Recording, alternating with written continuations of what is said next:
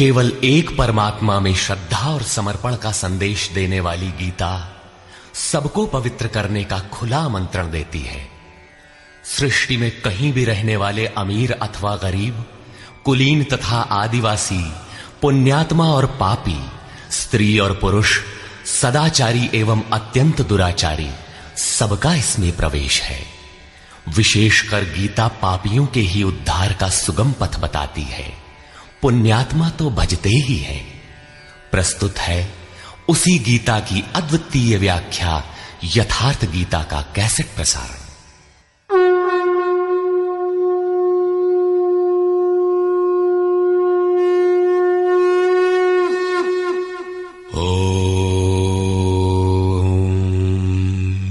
श्री परमात्मने नमः। यथार्थ गीता श्रीमद् भगवत गीता अथ द्वितीयो अध्यायः। प्रथम अध्याय गीता की प्रवेशिका है, जिसमें आरंभ में पथिक को प्रतीत होने वाली उलझनों का चित्रण है। लड़ने वाले संपूर्ण कौरव पांडव थे, किंतु संशय का पात्र मात्र अर्जुन है। अनुराग ही अर्जुन है। इष्ट के अनुरूप राग ही पथिक को क्षेत्र क्षेत्रज्ञ के संघर्ष के लिए प्रेरित करता है। अनुराग आरंभिक स्तर है।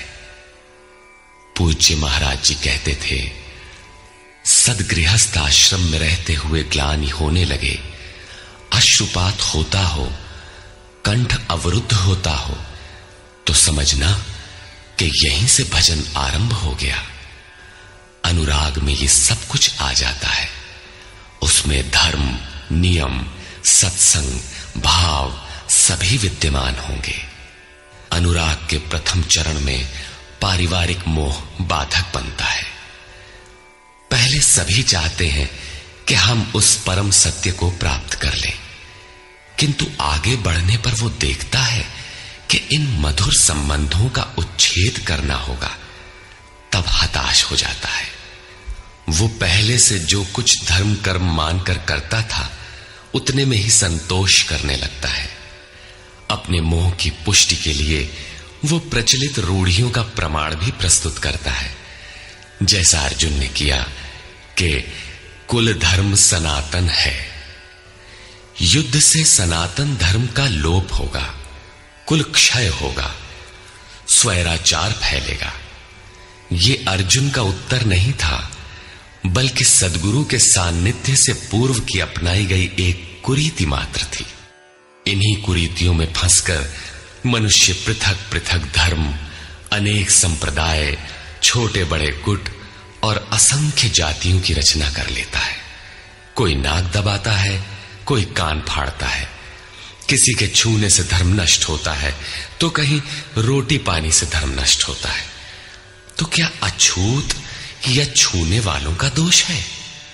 कदापि नहीं। दोष हमारे भ्रमदाताओं का है।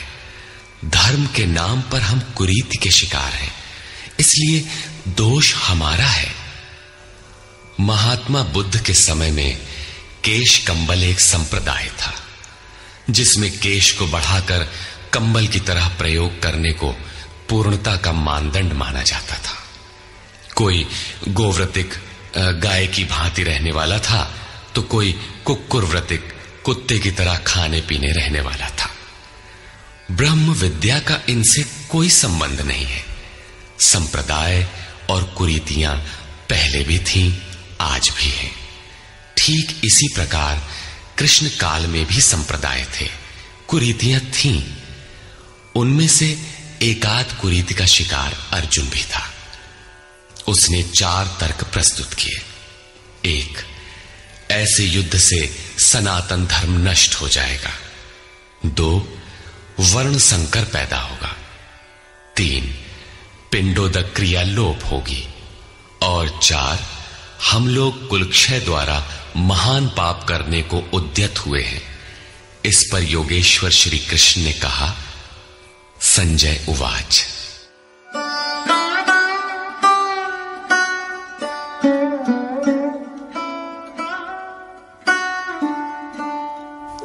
तन्तथा कृपयाविष्टम् अश्रुपूर्णाकुलेक्षणम् विषीदन्तमिदं वाक्यम् उवाच मधुसूदनः। करुणा से व्याप्त अश्रुपूर्ण व्याकुल नेत्रों वाले उस अर्जुन के प्रति मधुसूदन, मद का विनाश करने वाले भगवान ने ये वचन कहा। श्री भगवान उवाच।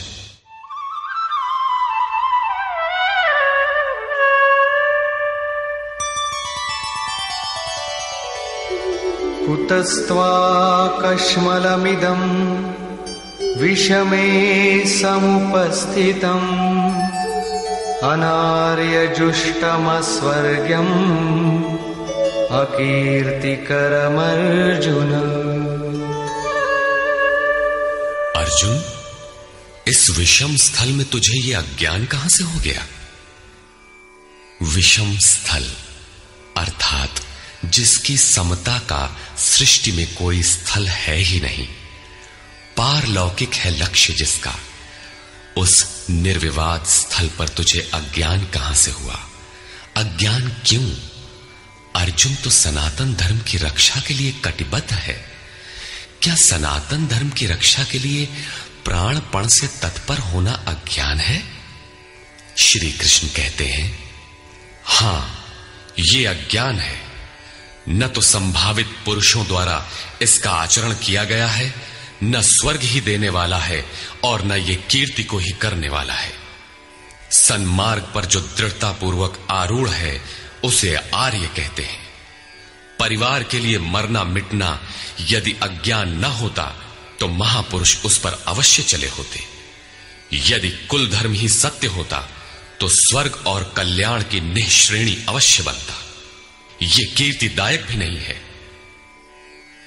मीरा भजन करने लगी तो लोग कहें मीरा भई बावरी, सास कहे कुल नाशी रे। जिस परिवार, कुल और मर्यादा के लिए मीरा की सास बिलख रही थी, आज उस कुलवंती सास को कोई नहीं जानता। मीरा को विश्व जानता है। ठीक इसी प्रकार परिवार के लिए जो परेशान हैं, उनकी भी कीर्ति कब तक रहेगी? जिसमें कीर्ति नहीं, कल्याण नहीं, श्रेष्ठ पुरुषों ने भूल कर भी जिसका आचरण नहीं किया, तो सिद्ध है कि वो अज्ञान है। अतः क्लैब्यमास्मगमः पार्थ नैतत्त्वय्युपपद्यते क्षुद्रं हृदय दौर्बल्यं त्यक्त्वोत्तिष्ठ परन्तप। अर्जुन, नपुंसकता को मत प्राप्त हो। क्या अर्जुन नपुंसक था? क्या आप पुरुष हैं? नपुंसक वो है जो पौरुष से हीन हो।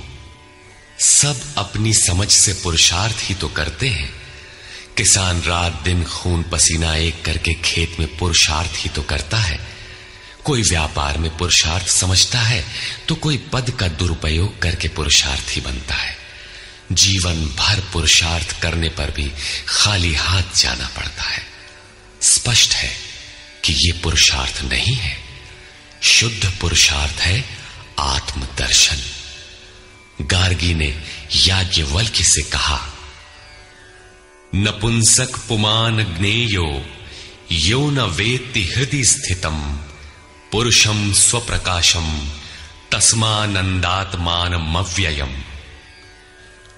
वो पुरुष होते हुए भी नपुंसक है जो हृदयस्थ आत्मा को नहीं पहचानता। वो आत्मा ही पुरुष स्वरूप, स्वयं प्रकाश, उत्तम आनंद युक्त और अव्यक्त है। उसे पाने का प्रयास ही पौरुष है। अर्जुन, तू नपुंसकता को न प्राप्त हो, ये तेरे योग्य नहीं है।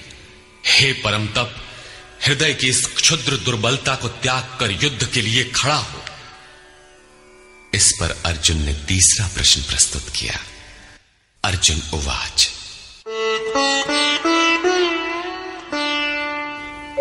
कथं भीष्ममहं संख्ये द्रोणं च मधुसूदन इषुभिः प्रतियोत्स्यामि पूजार्हावरिसूदन।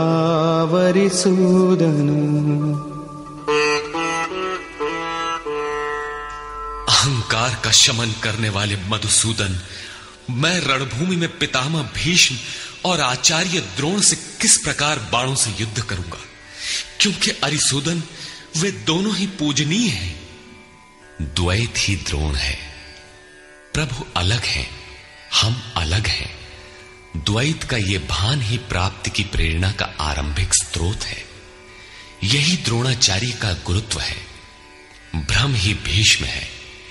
जब तक भ्रम है तभी तक बच्चे, परिवार, रिश्तेदार सभी अपने लगते हैं। अपना लगने में भ्रम ही माध्यम है। आत्मा इन्हीं को पूज्य मानकर इनके साथ रहता है कि ये पिता हैं, दादा हैं, कुलगुरु हैं इत्यादि। साधन के पूर्ति काल में गुरु न चेला, पुरुष अकेला।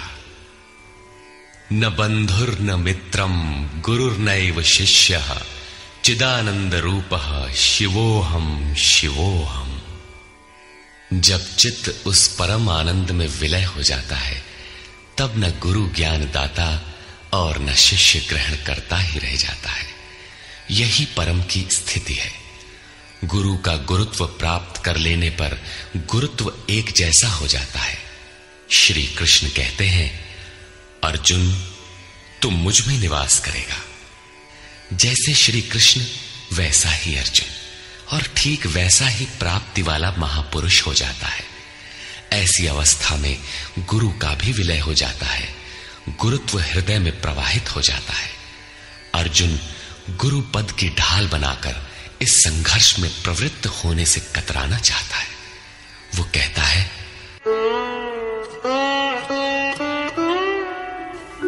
गुरून् हत्वा हि महानुभावान् श्रेयो भोक्तुं भैक्षमपीह लोके हत्वार्थकामास्तु गुरूनिहैव भुञ्जीय भोगान् रुधिरप्रदिग्धान्।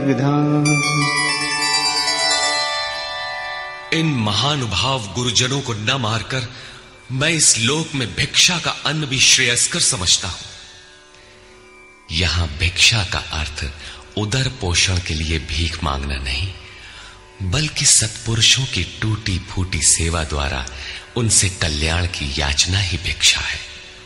अन्नम ब्रह्मेति व्यजानात्।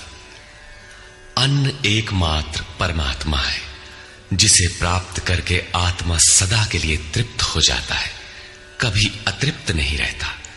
हम महापुरुषों की सेवा और याचना द्वारा शनैः शनैः ब्रह्म पीयूष प्राप्त करें, किंतु ये परिवार न छूटे। यही अर्जुन के भिक्षान्न की कामना है। संसार में अधिकांश लोग ऐसा ही करते हैं।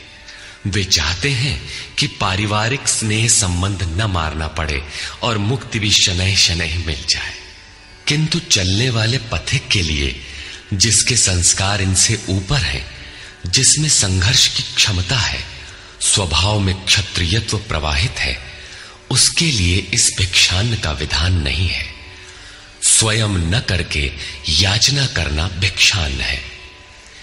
गौतम बुद्ध ने भी मध्यम निकाय के धम्म दायाद सुत्त में इस भिक्षान्न की आमिष दायाद कहकर उसे हेय माना है, जबकि शरीर यापन से सभी भिक्षु थे।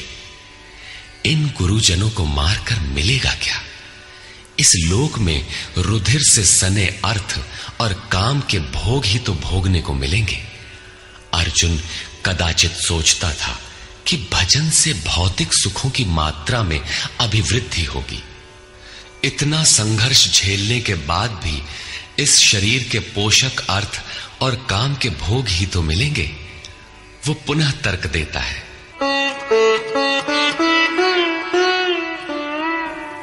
न चैतद्विद्मः कतरन्नो गरीयो यद्वा जयेम यदि वा नो जयेयुः यानेव हत्वा न जिजीविषामः तेव स्थिताः प्रमुखे धार्तराष्ट्राः।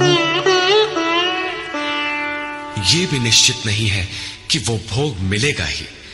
ये भी हम नहीं जानते कि हमारे लिए क्या करना श्रेयस्कर है, क्योंकि जो कुछ हमने कहा वो अज्ञान प्रमाणित हो गया। ये भी ज्ञात नहीं है कि हम जीतेंगे अथवा वे ही जीतेंगे। जिन्हें मारकर हम जीना भी नहीं चाहते, वे ही धृतराष्ट्र के पुत्र हमारे सामने खड़े हैं।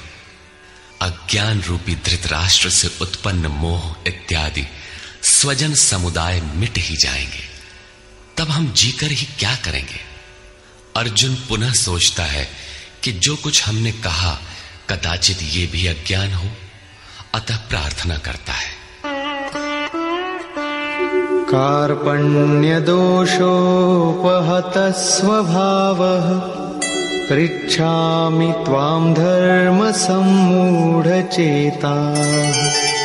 यच्छ्रेयस्यान्निश्चितं ब्रूहि तन्मे शिष्यस्तेऽहं शाधि मां त्वां प्रपन्नम्। कायरता के दोष से नष्ट स्वभाव वाला, धर्म के विषय में सर्वथा मोहित चित्त हुआ मैं आपसे पूछता हूं, जो कुछ निश्चित परम कल्याणकारी हो वो साधन मेरे लिए कहिए। यहां अर्जुन ने पूर्ण समर्पण कर दिया। अभी तक वो श्री कृष्ण को अपने स्तर का ही समझता था, अनेक विद्याओं में अपने को कुछ आगे ही मानता था। यहां उसने अपनी बागडोर श्री कृष्ण को वस्तुतः सौंप दी। सद्गुरु पूर्ति पर्यंत हृदय में रहकर साधक के साथ चलते हैं। यदि वे साथ न रहे तो साधक पार न हो। युवा कन्या के परिवार वाले जिस प्रकार शादी विवाह तक उसको संयम की शिक्षा देते हुए संभाल ले जाते हैं, ठीक उसी प्रकार सद्गुरु अपने शिष्य की अंतरात्मा से रथी होकर उसे प्रकृति की घाटियों से निकालकर पार कर देते हैं। अर्जुन निवेदन करता है कि भगवान, एक बात और है। नहि प्रपश्यामि ममापनुद्यात् यच्छोकमुच्छोषणमिन्द्रियाणाम् अवाप्य भूमावसपत्नमृद्धम् राज्यं सुराणामपि चाधिपत्यम्। भूमि पर निष्कंटक धन धान्य संपन्न राज्य को और देवताओं के स्वामीपन इंद्र पद को पाकर भी मैं उस उपाय को नहीं देखता जो मेरी इंद्रियों को सुखाने वाले शोक को दूर कर सके। जब शोक बना ही है तो ये सब लेकर ही मैं क्या करूंगा। यदि इतना ही मिलना है तो क्षमा करें। अर्जुन ने सोचा, अब इसके आगे बतावेंगे भी क्या।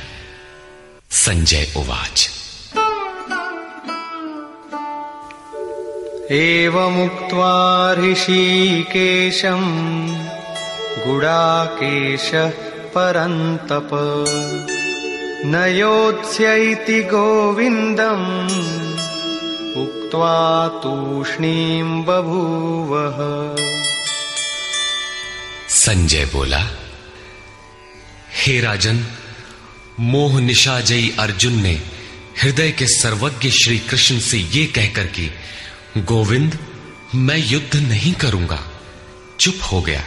अभी तक अर्जुन की दृष्टि पौराणिक है, जिसमें कर्म कांडों के साथ भोगों की उपलब्धि का विधान है, जिसमें स्वर्ग ही सब कुछ माना जाता है, जिस पर श्री कृष्ण प्रकाश डालेंगे कि ये विचारधारा भी गलत है।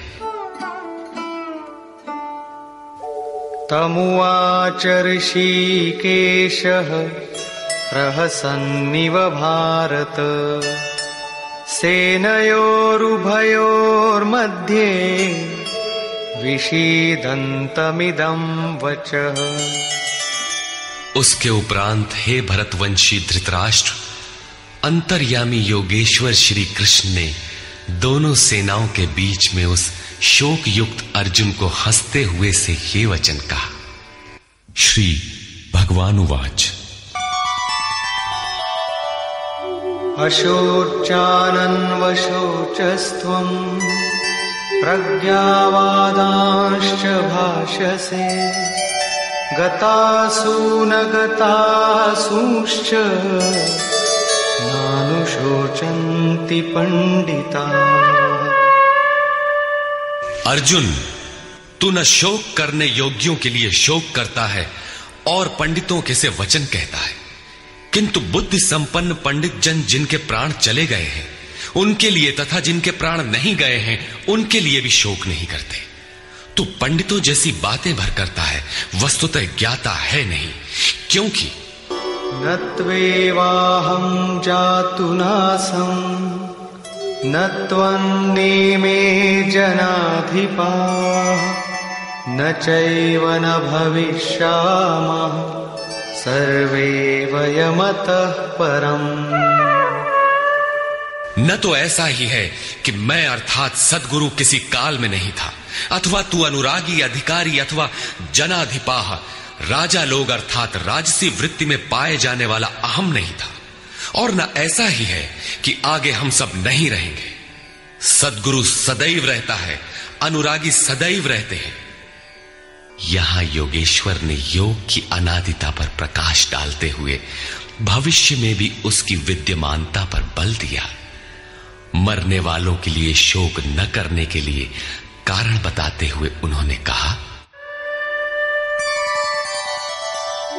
देहिनोऽस्मिन् यथा देहे कौमारं यौवनं जरा तथा देहान्तरप्राप्तिः धीरस्तत्र न मुह्यति।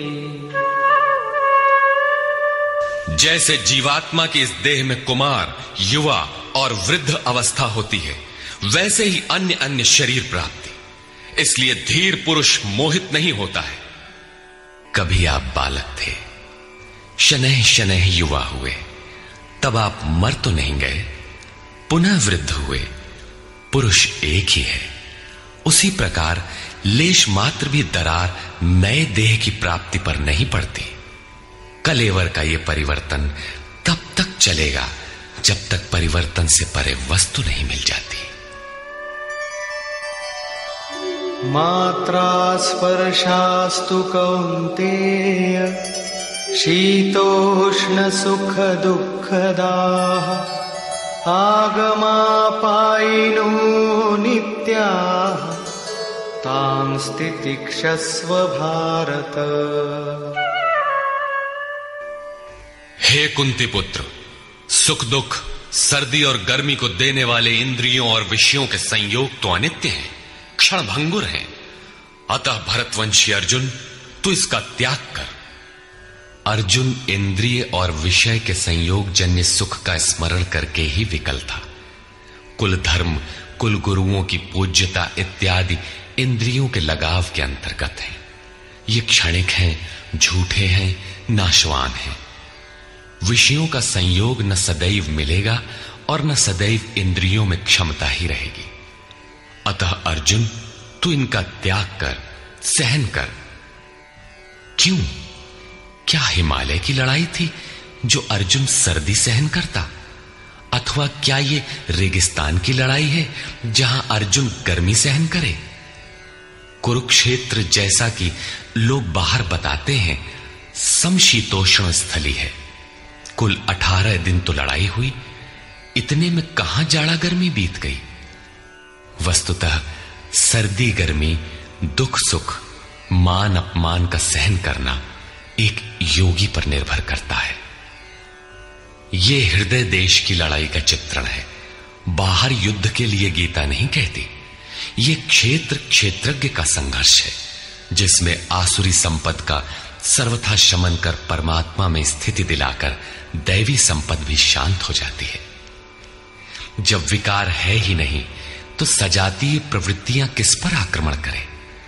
अतः पूर्णत्व के साथ वे भी शांत हो जाती हैं, इससे पहले नहीं। गीता अंतर्देश की लड़ाई का चित्रण है। इस त्याग से मिलेगा क्या, इससे लाभ क्या है, इस पर श्री कृष्ण कहते हैं, यम हि न व्यथयन्त्येते पुरुषं पुरुषर्षभ समदुःख सुखं धीरं सोमृतत्वाय कल्पते। क्योंकि हे पुरुष श्रेष्ठ, दुख सुख को समान समझने वाले जिस धीर पुरुष को इंद्रियों और विषयों के संयोग व्यथित नहीं कर पाते, वो मृत्यु से परे अमृत तत्व की प्राप्ति के योग्य हो जाता है। यहां श्री कृष्ण ने एक उपलब्धि अमृत की चर्चा की। अर्जुन सोचता था कि युद्ध के परिणाम में स्वर्ग मिलेगा या पृथ्वी, किंतु श्री कृष्ण कहते हैं कि न स्वर्ग मिलेगा और न पृथ्वी, बल्कि अमृत मिलेगा। अमृत क्या है? नासतो विद्यते भावो ना भावो विद्यते सतः उभयोरपि दृष्टोऽन्तः त्वनयोस्तत्त्वदर्शिभिः। अर्जुन, असत वस्तु का अस्तित्व नहीं है, वो है ही नहीं, उसे रोका नहीं जा सकता, और सत्य का तीनों काल में अभाव नहीं है, उसे मिटाया नहीं जा सकता। अर्जुन ने पूछा, क्या भगवान होने के नाते आप कहते हैं? श्री कृष्ण ने बताया, मैं तो कहता ही हूं। इन दोनों का यह अंतर हमारे साथ साथ तत्वदर्शियों द्वारा भी देखा गया है। श्री कृष्ण ने वही सत्य दोहराया जो तत्वदर्शियों ने कभी देख लिया था। श्री कृष्ण भी एक तत्वदर्शी महापुरुष थे। परम तत्व परमात्मा का प्रत्यक्ष दर्शन करके उसमें स्थिति वाले तत्वदर्शी कहलाते हैं। सत और असत हैं क्या, इस पर कहते हैं, अविनाशी तु तद्विद्धि येन सर्वमिदं ततं विनाशमव्ययस्यास्य न कश्चित् कर्तुमर्हति। नाश रहित तो वो है जिससे ये संपूर्ण जगत व्याप्त है। इस अव्ययस्य अविनाशी का विनाश करने में कोई समर्थ नहीं है। किंतु इस अविनाशी अमृत का नाम क्या है, वो है कौन? अंतवंत इमे देहा नित्यस्योक्ता शरीरिणः अनाशिनो प्रमेयस्य तस्माद्युध्यस्व भारत। अविनाशी अप्रमेय नित्य स्वरूप आत्मा के ये सभी शरीर नाशवान कहे गए हैं। इसलिए भरतवंशी अर्जुन, तू युद्ध कर। आत्मा ही अमृत है, आत्मा ही अविनाशी है, जिसका तीनों कालों में नाश नहीं होता। आत्मा ही सत है, शरीर नाशवान है, यही असत है जिसका तीनों कालों में अस्तित्व नहीं है। शरीर नाशवान है, इसलिए तू युद्ध कर। इस आदेश से यह स्पष्ट नहीं होता कि अर्जुन केवल कौरवों को मारे। पांडव पक्ष में भी तो शरीर ही खड़े थे। क्या पांडव के शरीर अविनाशी थे? यदि शरीर नाशवान है तो श्री कृष्ण किसकी रक्षा में खड़े थे? क्या अर्जुन कोई शरीरधारी था? शरीर जो असत है, जिसका अस्तित्व नहीं है, जिसे रोका नहीं जा सकता, क्या श्री कृष्ण उस शरीर की रक्षा में खड़े हैं? यदि ऐसा है तो वे भी अविवेकी और मूढ़ हैं, क्योंकि आगे श्री कृष्ण स्वयं कहते हैं कि जो केवल शरीर के लिए ही पचता है, श्रम करता है, वो अविवेकी और मूढ़ बुद्धि है। वो पापायु पुरुष व्यर्थ ही जीता है। अंततः अर्जुन कौन था? वस्तुतः अनुराग ही अर्जुन है।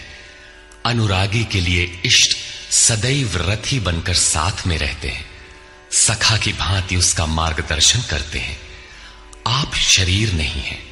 शरीर तो आवरण है, रहने का मकान है। उसमें रहने वाला अनुराग पूरित आत्मा है। भौतिक युद्ध, मारने काटने से शरीरों का अंत नहीं होता। ये शरीर छूटेगा तो आत्मा दूसरा शरीर धारण कर लेगा।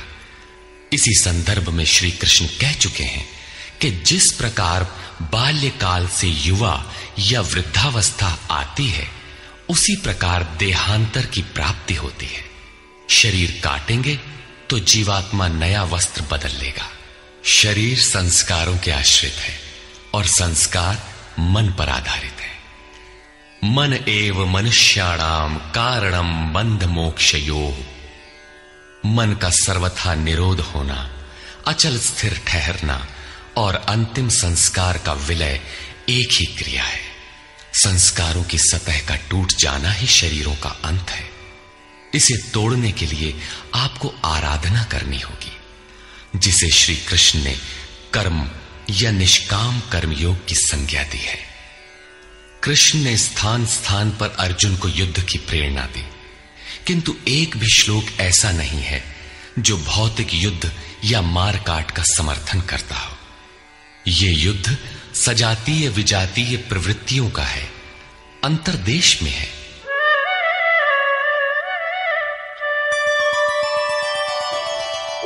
य एनं वेत्ति हन्तारम् यश्चैनं मन्यते हतम् उभौ तौ न विजानीतो नायं हन्ति न हन्यते। जो इस आत्मा को मारने वाला मानता है तथा जो इस आत्मा को मरा हुआ समझता है, वे दोनों ही आत्मा को नहीं जानते, क्योंकि ये आत्मा न तो मारता है और न मारा ही जाता है। पुनः इसी पर बल देते हैं। न जायते म्रियते वा कदाचित् नायं भूत्वा भविता वा न भूयः अजो नित्यः शाश्वतोऽयं पुराणो न हन्यते हन्यमाने शरीरे।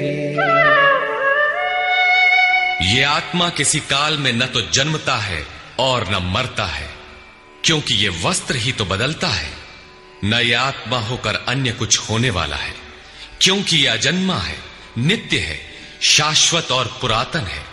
शरीर के नाश होने पर भी उसका नाश नहीं होता। आत्मा ही सत्य है, आत्मा ही पुरातन है, आत्मा ही शाश्वत और सनातन है। आप कौन है? सनातन धर्म के अनुयायी। सनातन कौन है? आत्मा। आप आत्मा के अनुयायी हैं। आत्मा, परमात्मा और ब्रह्म एक दूसरे के पर्याय हैं। आप कौन है? शाश्वत धर्म के उपासक। शाश्वत कौन है? आत्मा। अर्थात हम आप आत्मा के उपासक हैं। यदि आप आत्मिक पथ को नहीं जानते तो आपके पास शाश्वत सनातन नाम की कोई वस्तु नहीं है। उसके लिए आप आहें भरते हैं तो प्रत्याशी अवश्य है, किंतु सनातन धर्मी नहीं है। सनातन धर्म के नाम पर किसी कुरीति के शिकार हैं। देश विदेश में मानव मात्र में आत्मा एक ही जैसा है। इसलिए विश्व में कहीं भी कोई आत्मा की स्थिति दिलाने वाली क्रिया जानता है और उस पर चलने के लिए प्रयत्नशील है, तो वो सनातन धर्मी है। चाहे वो अपने को ईसाई, मुसलमान, यहूदी या कुछ भी क्यों न कह ले। वेदा विनाशिनं नित्यं य एनमजमव्ययम् कथं स पुरुषः पार्थ कं घातयति हन्तिकम्। पार्थिव शरीर को रथ बनाकर ब्रह्म रूपी लक्ष्य पर अचूक निशाना लगाने वाला पृथा पुत्र अर्जुन, जो पुरुष इस आत्मा को नाश रहित, नित्य, अजन्मा और अव्यक्त जानता है, वो पुरुष कैसे किसी को मरवाता है और कैसे किसी को मारता है। अविनाशी का विनाश असंभव है, अजन्मा जन्म नहीं लेता, अतः शरीर के लिए शोक नहीं करना चाहिए। इसी को उदाहरण से स्पष्ट करते हैं।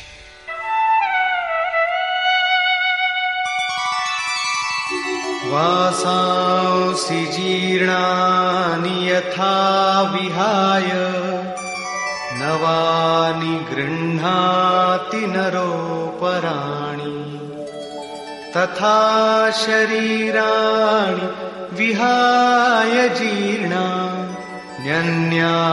संयाति नवानि देहि। जैसे मनुष्य जीर्णानि वासांसि, जीर्ण शीर्ण पुराने वस्त्रों को त्याग कर नए वस्त्रों को ग्रहण करता है, ठीक वैसे ही ये जीवात्मा पुराने शरीरों को त्याग कर दूसरे नए शरीरों को धारण करता है। जीर्ण होने पर ही नया शरीर धारण करना है तो शिशु क्यों मर जाते हैं? ये वस्त्र तो और विकसित होना चाहिए। वस्तुतः ये शरीर संस्कारों पर आधारित है। जब संस्कार जीर्ण होते हैं तो शरीर छूट जाता है। यदि संस्कार 2 दिन का है तो दूसरे दिन ही शरीर जीर्ण हो गया। इसके बाद मनुष्य एक श्वास भी अधिक नहीं जीता। संस्कार ही शरीर है। आत्मा संस्कारों के अनुसार नया शरीर धारण कर लेता है। अथा खलु ऋतुमयः पुरुषः यथा इहैव तथैव प्रेत्य भवति कृतं लोकम पुरुषोऽभिजायते। अर्थात ये पुरुष निश्चय ही संकल्पमय है।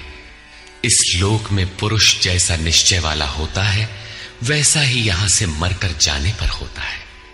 अपने संकल्प से बनाए हुए शरीरों में पुरुष उत्पन्न होता है। इस प्रकार मृत्यु शरीर का परिवर्तन मात्र है। आत्मा नहीं मरता, पुनः इसकी अजरता अमरता पर बल देते हैं। नैनं छिन्दन्ति शस्त्राणि नैनं दहति पावकः न चैनं क्लेदयन्त्यापो न शोषयति मारुतः। अर्जुन, इस आत्मा को शस्त्रादि नहीं काटते, अग्नि से जला नहीं सकता, जल इसे गीला नहीं कर सकता और न वायु इसे सुखा ही सकता है। अच्छेद्यो यमदाह्योऽयम् अक्लेद्यो शोष्य एव च नित्यः सर्वगतः स्थाणुः अचलोऽयं सनातनः। ये आत्मा अच्छेद्य है, इसे छेदा नहीं जा सकता। ये अदाह्य है, इसे जलाया नहीं जा सकता। ये अक्लेद्य है, इसे गीला नहीं किया जा सकता। आकाश इसे अपने में समाहित नहीं कर सकता। यह आत्मा निसंदेह अशोष्य, सर्वव्यापक, अचल, स्थिर रहने वाला और सनातन है। अर्जुन ने कहा था कि कुल धर्म सनातन है। ऐसा युद्ध करने से सनातन धर्म नष्ट हो जाएगा, किंतु श्री कृष्ण ने इसे अज्ञान माना और आत्मा को ही सनातन बताया। आप कौन हैं? सनातन धर्म के अनुयायी। सनातन कौन है? आत्मा। यदि आप आत्मा पर्यंत दूरी तय करने वाली विधि विशेष से अवगत नहीं हैं, तो आप सनातन धर्म नहीं जानते। इसका कुपरिणाम सांप्रदायिकता में फंसे धर्म भीरू लोगों को भोगना पड़ रहा है। जब मैटर क्षेत्र में पैदा होने वाली कोई वस्तु इस सनातन का स्पर्श नहीं कर सकती, तो छूने खाने से सनातन धर्म नष्ट कैसे हो सकता है? यह धर्म नहीं, एक कुरीति परिस्थिति थी जिससे भारत में सांप्रदायिक वैमनस्य बढ़ा और राष्ट्रीय एकता की आज भी समस्या बनी हुई है। धर्म की शरण हम क्यों जाते हैं? क्योंकि हम मरण धर्मा हैं और धर्म कोई ठोस चीज है जिसकी शरण जाकर हम भी अमर हो जाएं। हम तो मारने से मरेंगे और ये धर्म केवल छूने और खाने से मर जाएगा, तो हमारी क्या रक्षा करेगा? धर्म तो आपकी रक्षा करता है, आपसे शक्तिशाली है। आप तलवार से मरेंगे और धर्म वो छूने से नष्ट हो गया। कैसा है आपका धर्म? कुरीतियां नष्ट होती हैं, न कि सनातन। सनातन तो ऐसी ठोस वस्तु है जिसे शस्त्र नहीं काटते, अग्नि जला नहीं सकता, जल इसे गीला नहीं कर सकता। खान पान तो दूर, प्रकृति में उत्पन्न कोई वस्तु उसका स्पर्श भी नहीं कर पाती, तो वो सनातन नष्ट कैसे हो गया? ऐसी ही कतिपय कुरीतियां अर्जुन काल में भी थी। उनका शिकार अर्जुन भी था। उसने विलाप करते हुए गिड़गिड़ा कर कहा कि कुल धर्म सनातन है, युद्ध से सनातन धर्म नष्ट हो जाएगा। कुल धर्म नष्ट होने से हम अनंत काल तक नरक में चले जाएंगे। किंतु श्री कृष्ण ने कहा, तुझे ये अज्ञान कहां से उत्पन्न हो गया? सिद्ध है कि वो कोई कुरीति थी। तभी तो श्री कृष्ण ने उसका निराकरण किया और बताया कि आत्मा ही सनातन है। यदि आप आत्मिक पथ नहीं जानते तो सनातन धर्म में आपका अभी तक प्रवेश नहीं हुआ है। जब यह सनातन शाश्वत आत्मा सबके अंदर व्याप्त है तो खोजा किसे जाए? इस पर श्री कृष्ण कहते हैं, अव्यक्तोऽयमचिन्त्योऽयम् अविकार्योऽयमुच्यते तस्मादेवं विदित्वैनं नानुशोचितुमर्हसि। ये आत्मा अव्यक्त अर्थात इंद्रियों का विषय नहीं है। इंद्रियों के द्वारा इसे समझा नहीं जा सकता। जब तक इंद्रियों और विषयों का संयोग है तब तक आत्मा तो है, किंतु उसे समझा नहीं जा सकता। वो अचिंत्य है। जब तक चित्त और चित्त की लहर है तब तक वो शाश्वत है तो, किंतु हमारे दर्शन, उपभोग और प्रवेश के लिए नहीं है। अतः चित्त का निरोध करे। पीछे श्री कृष्ण बता आए हैं कि असत वस्तु का अस्तित्व नहीं है और सत का तीनों कालों में अभाव नहीं है। वो सत है आत्मा। आत्मा ही अपरिवर्तनशील, शाश्वत, सनातन और अव्यक्त है। तत्वदर्शियों ने आत्मा को इन विशेष गुणधर्मों से युक्त देखा। न 10 भाषाओं के ज्ञाता ने देखा, न किसी समृद्धशाली ने देखा, बल्कि तत्वदर्शियों ने देखा। श्री कृष्ण ने आगे बताया कि तत्व है परमात्मा। मन के निरोध काल में साधक उसका दर्शन और उसमें प्रवेश पाता है। प्राप्ति काल में भगवान मिलते हैं और दूसरे ही क्षण वो अपने आत्मा को ईश्वरीय गुण धर्मों से विभूषित देखता है। वो देखता है कि आत्मा ही सत्य, सनातन और परिपूर्ण है। ये आत्मा अचिंत्य है।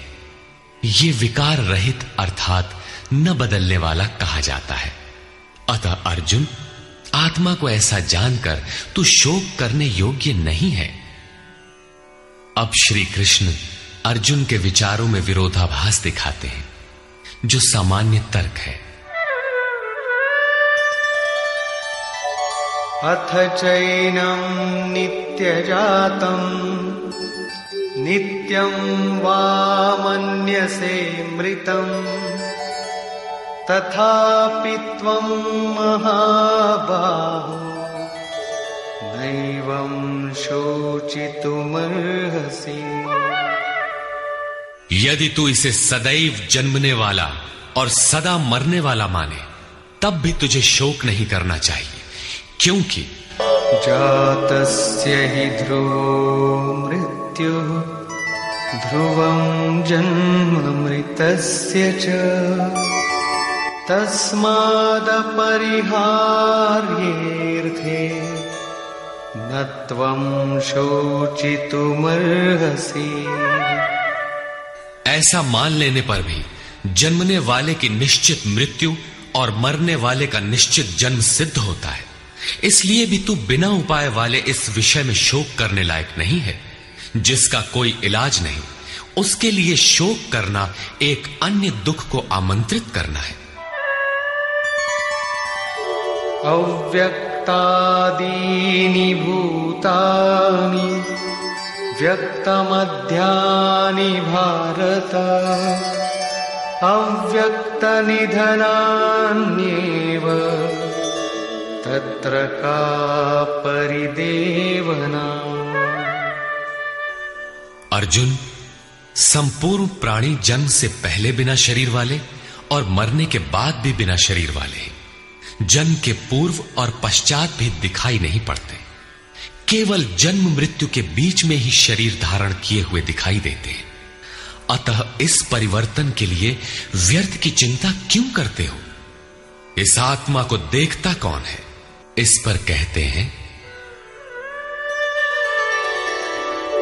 आश्चर्यवत् पश्यति कश्चिदेनम् आश्चर्यवद् वदति तथैव चान्यः आश्चर्यवच्चैनमन्यः शृणोति श्रुत्वाप्येनं वेद न चैव कश्चित्।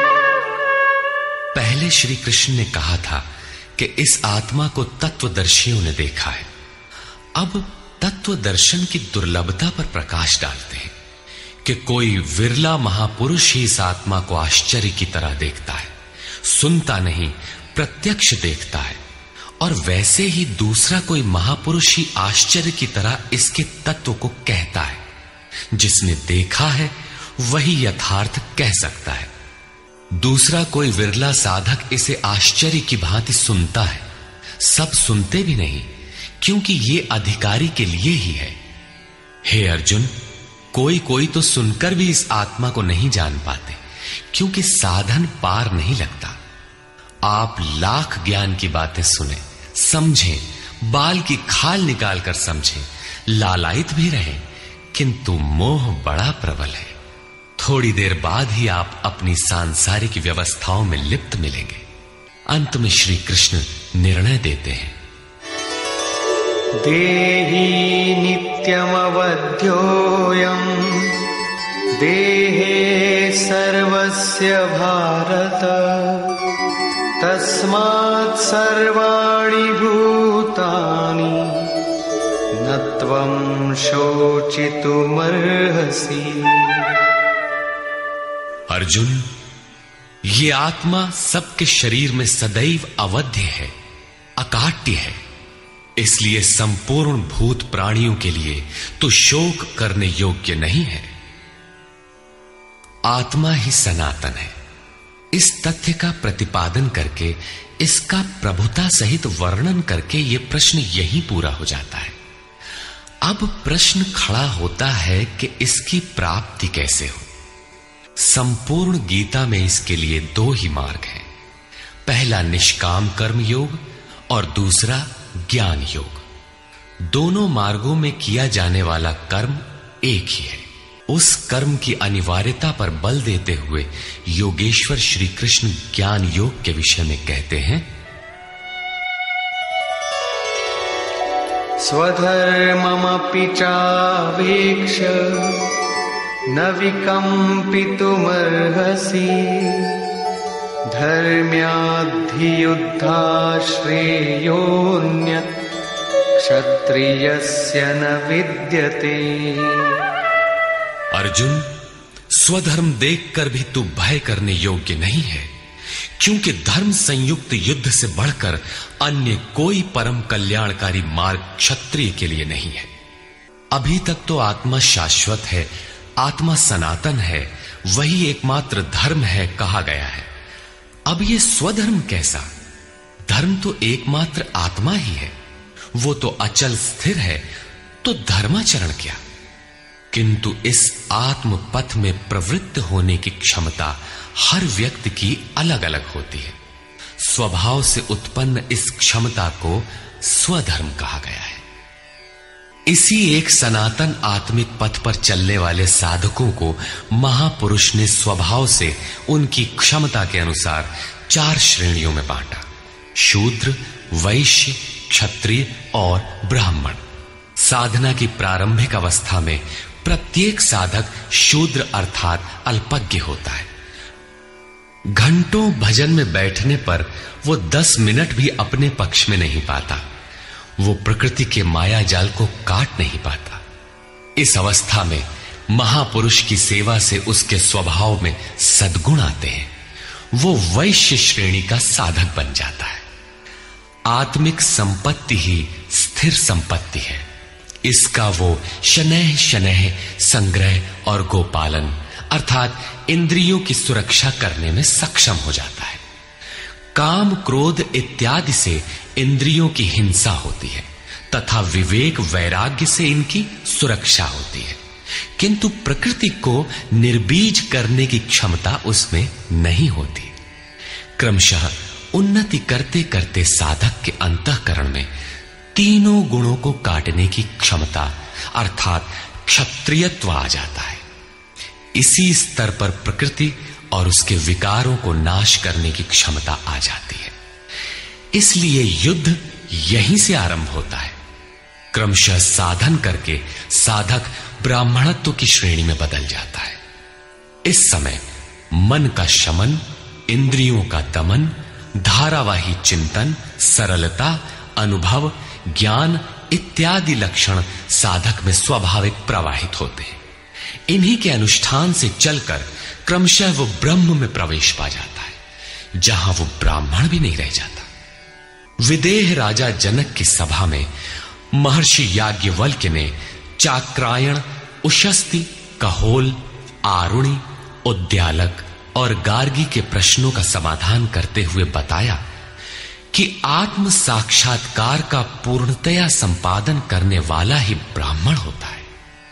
ये आत्मा ही लोक परलोक और समस्त प्राणियों को भीतर से नियमित करता है। सूर्य, चंद्रमा, पृथ्वी, जल, वायु, अग्नि, तारागण, अंतरिक्ष, आकाश एवं प्रत्येक क्षण इस आत्मा के ही प्रशासन में है। ये तुम्हारा आत्मा अंतर्यामी अमृत है। आत्मा अक्षर है, इससे भिन्न सब नाशवान है। जो कोई इसी लोक में इस अक्षर को न जानकर हवन करता है, तप करता है, हजारों वर्षों तक यज्ञ करता है, उसका ये सब कर्म नाशवान है। जो कोई भी इस अक्षर को जाने बिना इस लोक से मरकर जाता है, वो दयनीय है, कृपण है, और जो इस अक्षर को जानकर इस लोक से मरकर जाता है, वो ब्राह्मण है। अर्जुन क्षत्रिय श्रेणी का साधक है। श्री कृष्ण कहते हैं कि क्षत्रिय श्रेणी के साधक के लिए युद्ध के अतिरिक्त कोई कल्याणकारक रास्ता है ही नहीं। प्रश्न उठता है कि क्षत्रिय है क्या? प्रायः लोग इसका आशय समाज में जन्मना उत्पन्न ब्राह्मण, क्षत्रिय, वैश्य, शूद्र जातियों से लेते हैं। इन्हें ही 4 वर्ण मान लिया जाता है, किंतु नहीं। शास्त्रकार ने स्वयं बताया है कि क्षत्रिय क्या है, वर्ण क्या है। यहां उन्होंने केवल क्षत्रिय का नाम लिया और आगे 18वें अध्याय तक इस प्रश्न का समाधान प्रस्तुत किया कि वस्तुतः ये वर्ण हैं क्या और कैसे इनमें परिवर्तन होता है। श्री कृष्ण ने कहा, चातुर्वर्ण्यम मया सृष्टम, 4 वर्णों की सृष्टि मैंने की, तो क्या मनुष्यों को बांटा? श्री कृष्ण कहते हैं कि नहीं, गुण कर्म विभागशः, गुणों के माध्यम से कर्म को 4 भागों में बांटा। यह देखना है कि वो कर्म क्या है जिसे बांटा गया। गुण परिवर्तनशील है। साधना की उचित प्रक्रिया द्वारा तामसी से राजसी और राजसी से सात्विक गुणों में प्रवेश मिलता जाता है। अंततः ब्राह्मण स्वभाव बन जाता है। उस समय ब्रह्म में प्रवेश दिला देने वाली सारी योग्यताएं उस साधक में रहती हैं। वर्ण संबंधी प्रश्न यहां से आरंभ होकर 18वें अध्याय में जाकर पूर्ण होता है। श्री कृष्ण की मान्यता है, श्रेयान् स्वधर्मो विगुणः परधर्मात् स्वनुष्ठितात्। स्वभाव से उत्पन्न इस धर्म में प्रवृत्त होने की क्षमता जिस स्तर की हो, भले ही वो गुण रहित शूद्र श्रेणी की हो, तब भी परम कल्याण करती है, क्योंकि आप क्रमशः वहीं से उत्थान करते हैं। उससे ऊपर वालों की नकल करके साधक नष्ट हो जाता है। अर्जुन क्षत्रिय श्रेणी का साधक था, इसलिए श्री कृष्ण कहते हैं कि अर्जुन, अपने स्वभाव से उत्पन्न योग्यता को देखकर, इस युद्ध में प्रवृत्त होने की अपनी क्षमता को देखकर भी तू भय करने योग्य नहीं है। इससे बढ़कर दूसरा कोई कल्याणकारी कार्य क्षत्रिय के लिए नहीं। इसी पर प्रकाश डालते हुए पुनः योगेश्वर कहते हैं, यदृच्छया चोपपन्नम स्वर्गद्वारमपावृतम सुखिनः क्षत्रियाः पार्थ लभन्ते युद्धमीदृशम्। पार्थिव शरीर को ही रथ बनाकर अचूक लक्ष्य वेदी अर्जुन, स्वतः प्राप्त स्वर्ग के खुले हुए द्वार रूपी इस युद्ध को भाग्यवान क्षत्रिय ही प्राप्त करते हैं। क्षत्रिय श्रेणी के साधक में तीनों गुणों को काट देने की क्षमता रहती है। उसके लिए स्वर्ग का द्वार खुला है, क्योंकि उसमें दैवी संपद पूर्णता अर्जित रहती है। स्वर्ग में विचरने की उसमें क्षमता रहती है। यही खुला हुआ स्वर्ग का द्वार है। क्षेत्र क्षेत्रज्ञ के इस युद्ध को भाग्यवान क्षत्रिय ही पाते हैं, क्योंकि उनमें ही संघर्ष की क्षमता है। दुनिया में लड़ाइयां होती हैं, विश्व सिमट कर लड़ता है, प्रत्येक जाति लड़ती है, किंतु शाश्वत विजय जीतने वाले को भी नहीं मिलती। ये तो बदले हैं। जो जिसको जितना दबाता है, कालांतर में उसे भी उतना ही दबना पड़ता है। ये कैसी विजय है जिसमें इंद्रियों को सुखाने वाला शोक बना ही रहता है, अंत में शरीर भी नष्ट हो जाता है। वास्तविक संघर्ष तो क्षेत्र और क्षेत्रज्ञ का है, जिसमें एक बार विजय हो जाने पर प्रकृति का सदा के लिए निरोध और परम पुरुष परमात्मा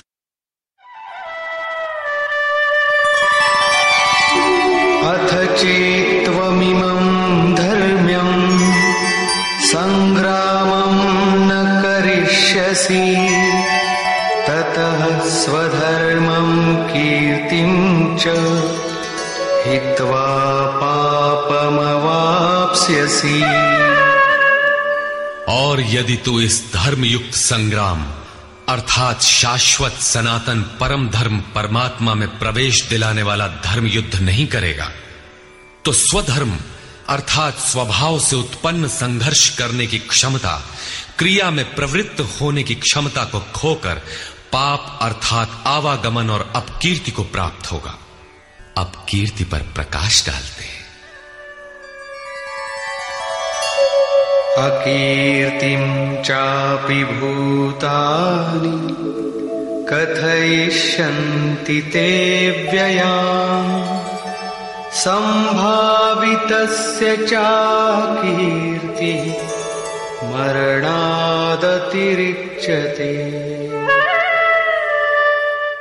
सब लोग बहुत काल तक तेरी अपकीर्ति का कथन करेंगे। आज भी पदच्युत होने वाले महात्माओं में विश्वामित्र, पाराशर, निमि, श्रृंगी इत्यादि की गणना होती है। बहुत से साधक अपने धर्म पर विचार करते हैं, सोचते हैं कि लोग हमें क्या कहेंगे।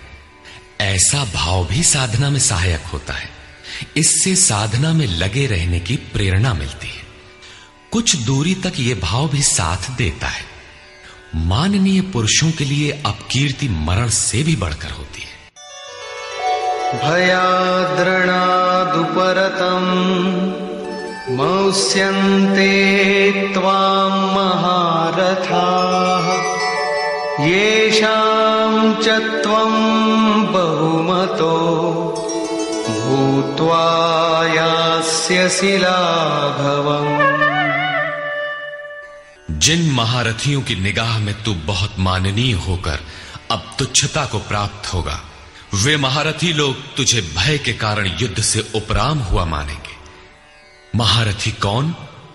इस पथ पर महान परिश्रम से आगे बढ़ने वाले साधक महारथी हैं। इसी प्रकार इतने ही परिश्रम से अविद्या की ओर खींचने वाले काम, क्रोध, लोभ, मोहादि भी महारथी हैं। जो तुझे बहुत सम्मान देते थे कि साधक प्रशंसनीय है, तुम उनकी निगाह से गिर जाओगे। इतना ही नहीं बल्कि अवाच्यवादांश्च बहून् वदिष्यन्ति तवाहिताः निन्दन्तस्तव सामर्थ्यम् ततो दुःखतरं नु किम्। वैरी लोग तेरे पराक्रम की निंदा करते हुए बहुत से न कहने योग्य वचनों को कहेंगे। एक दोष आता है तो चारों ओर से निंदा और बुराइयों की झड़ी लग जाती है। न कहने योग्य वचन भी कहे जाते हैं।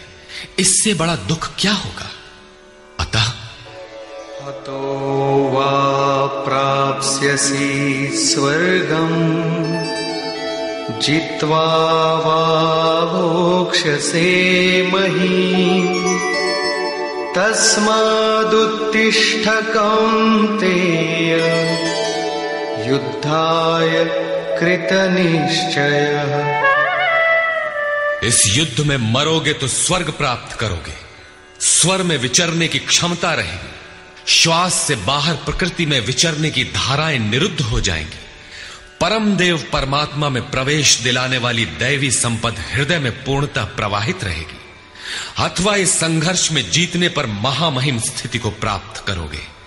इसलिए अर्जुन, युद्ध के लिए निश्चय करके खड़ा हो। प्रायः लोग इस श्लोक के अर्थ में समझते हैं कि इस युद्ध में मरोगे तो स्वर्ग जाओगे और जीतोगे तो पृथ्वी का भोग भोगोगे।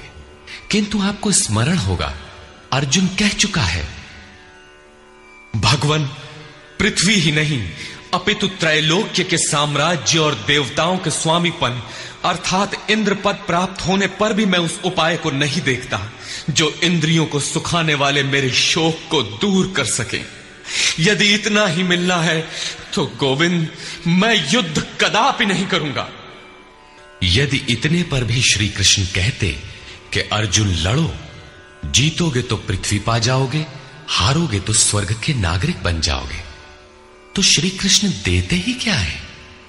अर्जुन इससे आगे का सत्य, श्रेय, परम कल्याण की कामना वाला शिष्य था, जिसे सद्गुरुदेव श्री कृष्ण ने बताया कि क्षेत्रज्ञ के इस संघर्ष में यदि शरीर का समय पूरा हो जाता है और लक्ष्य तक नहीं पहुंच सके तो स्वर्ग प्राप्त करोगे, अर्थात स्वर में ही विचरण करने की क्षमता प्राप्त कर लोगे। दैवी संपत्ति हृदय में ढल जाएगी और इस शरीर के रहते रहते संघर्ष में सफल हो जाते हो तो महिम, सबसे महान ब्रह्म की महिमा का उपभोग करोगे, महामहिम की स्थिति प्राप्त कर लोगे। जीतोगे तो सर्वस्व, क्योंकि महामहिमत्व को पाओगे, और हारोगे तो देवत्व। दोनों हाथों में लड्डू रहेंगे, लाभ में भी लाभ और हानि में भी लाभ ही है। पुनः इसी पर बल देते हैं, सुख दुखे समे कृत्वा लाभालाभो जया जया ततो युद्धाय युज्यस्व नैवं पापमवाप्स्यसि। इस प्रकार सुख दुख, लाभ हानि, जय पराजय को समान समझकर तू युद्ध के लिए तैयार हो। युद्ध करने से तू पाप को प्राप्त नहीं होगा, अर्थात सुख में सर्वस्व और दुख में भी देवत्व है। लाभ में महिम की स्थिति अर्थात सर्वस्व और हानि में भी देवत्व है। जय में महामहिम स्थिति और पराजय में भी दैवी संपत्ति पर अधिकार है। इस प्रकार अपने लाभ हानि को भली प्रकार स्वयं समझकर तू युद्ध के लिए तैयार हो। लड़ने में ही दोनों वस्तुएं हैं। लड़ोगे तो पाप अर्थात आवागमन को प्राप्त नहीं होगे, अतः तू युद्ध के लिए तैयार हो। एषा ते विहिता सांख्ये बुद्धिर्योगे त्विमां शृणु बुद्ध्या युक्तो यया पार्थ कर्मबन्धं प्रहास्यसि। पार्थ, ये बुद्धि तेरे लिए ज्ञान योग के विषय में कही गई है। कौन सी बुद्धि? यही कि युद्ध कर। ज्ञान योग में इतना ही है कि अपनी हस्ती को देखकर लाभ हानि का भली प्रकार विचार करके कि जीतेंगे तो महामहिम स्थिति और हारेंगे तो देवत्व, जय में सर्वस्व और पराजय में भी देवत्व, दोनों तरह लाभ है। युद्ध नहीं करेंगे तो सभी हमें बुरा कहेंगे, भय से उपराम हुआ मानेंगे, अपकीर्ति होगी। इस प्रकार अपने अस्तित्व को सामने रखकर स्वयं विचार कर युद्ध में अग्रसर होना ही ज्ञान योग है। प्रायः लोगों में भ्रांति है कि ज्ञान मार्ग में कर्म युद्ध नहीं करना पड़ता। वे कहते हैं कि ज्ञान मार्ग में कर्म नहीं है, मैं तो शुद्ध हूं, बुद्ध हूं, चैतन्य हूं, अहम ब्रह्मास्मि। गुण ही गुण में बरतते हैं, ऐसा मानकर हाथ पर हाथ रखकर बैठ जाते हैं। योगेश्वर श्री कृष्ण के अनुसार यह ज्ञान योग नहीं है। ज्ञान योग में भी वही कर्म करना है जो निष्काम कर्म योग में किया जाता है। दोनों में केवल बुद्धि का, दृष्टिकोण का अंतर है। ज्ञान मार्गी अपनी स्थिति समझकर अपने पर निर्भर होकर कर्म करता है, जबकि निष्काम कर्मयोगी इष्ट के आश्रित होकर कर्म करता है। करना दोनों मार्गों में है और वो कर्म भी एक ही है जिसे दोनों मार्गों में किया जाना है। केवल कर्म करने के दृष्टिकोण दो हैं। अर्जुन, इसी बुद्धि को अब तू कर्म योग के विषय में सुन, जिससे युक्त हुआ तू कर्मों के बंधन का अच्छी तरह नाश करेगा।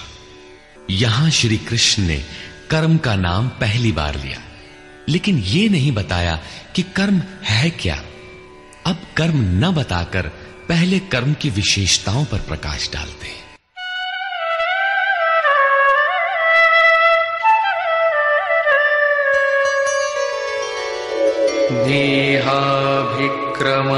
नेहाभिक्रमनाशोऽस्ति प्रत्यवायो न विद्यते स्वल्पमप्यस्य धर्मस्य त्रायते महतो भयात्।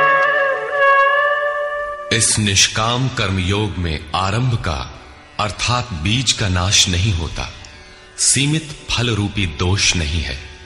इसलिए इस निष्काम कर्म का, इस कर्म से संपादित धर्म का थोड़ा भी साधन जन्म मृत्यु रूपी महान भय से उद्धार कर देता है। आप इस कर्म को समझें और उस पर 2 कदम चल भर दें, जो सदगृहस्थ आश्रम में रहकर ही चला जा सकता है। साधक तो चलते ही हैं। बीज भर डाल दें तो अर्जुन, बीज का नाश नहीं होता। प्रकृति में कोई क्षमता नहीं, ऐसा कोई अस्त्र नहीं कि उस सत्य को मिटा दे। प्रकृति केवल आवरण डाल सकती है, कुछ देर कर सकती है, किंतु साधन के आरंभ को मिटा नहीं सकती। आगे श्री कृष्ण ने बताया कि सभी पापियों से भी बड़ा पापी ही क्यों न हो, ज्ञान रूपी नौका द्वारा निसंदेह पार हो जाएगा। ठीक उसी बात को यहां कहते हैं कि अर्जुन, निष्काम कर्म योग का बीजारोपण भर कर दें तो उस बीज का कभी नाश नहीं होता। विपरीत फल रूपी दोष भी इसमें नहीं होता कि आपको स्वर्ग, रिद्धियों या सिद्धियों तक पहुंचाकर छोड़ दे। आप ये साधन भले छोड़ दें, किंतु यह साधन आपका उद्धार करके ही छोड़ेगा। इस निष्काम कर्मयोग का थोड़ा सा भी साधन जन्म मृत्यु के महान भय से उद्धार कर देता है। अनेक जन्म संसिद्धस्ततो याति पराम गतिम। कर्म का यह बीजारोपण अनेक जन्म के पश्चात वहीं खड़ा कर देगा जहां परम धाम है, परम गति है। इसी क्रम में आगे कहते हैं, व्यवसायात्मिका बुद्धि एकेह कुरु नंदन बहुशाखा ह्यनन्ताश्च बुद्धयो व्यवसायिनाम्। अर्जुन, इस निष्काम कर्म योग में क्रियात्मक बुद्धि एक ही है, क्रिया एक है और परिणाम एक ही है। आत्मिक संपत्ति ही स्थिर संपत्ति है। इस संपत्ति को प्रकृति के द्वंद्व में शनैः शनैः अर्जित करना व्यवसाय है। ये व्यवसाय अथवा निश्चयात्मक क्रिया भी एक ही है। तब तो जो लोग बहुत सी क्रियाएं बताते हैं, क्या वे भजन नहीं करते? श्री कृष्ण कहते हैं, हां, वे भजन नहीं करते।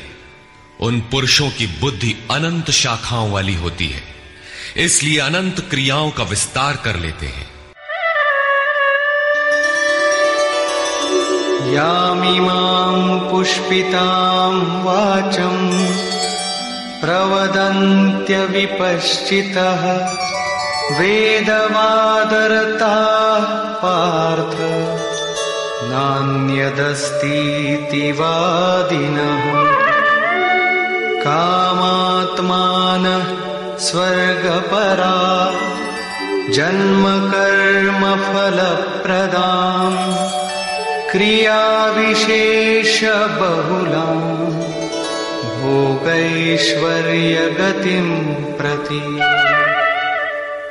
पार्थ, वे कामात्मानः, कामनाओं से युक्त, वेदवादरता, वेद के वाक्यों में अनुरक्त, स्वर्गपराः, स्वर्ग को ही परम लक्ष्य मानते हैं कि इसके आगे कुछ है ही नहीं।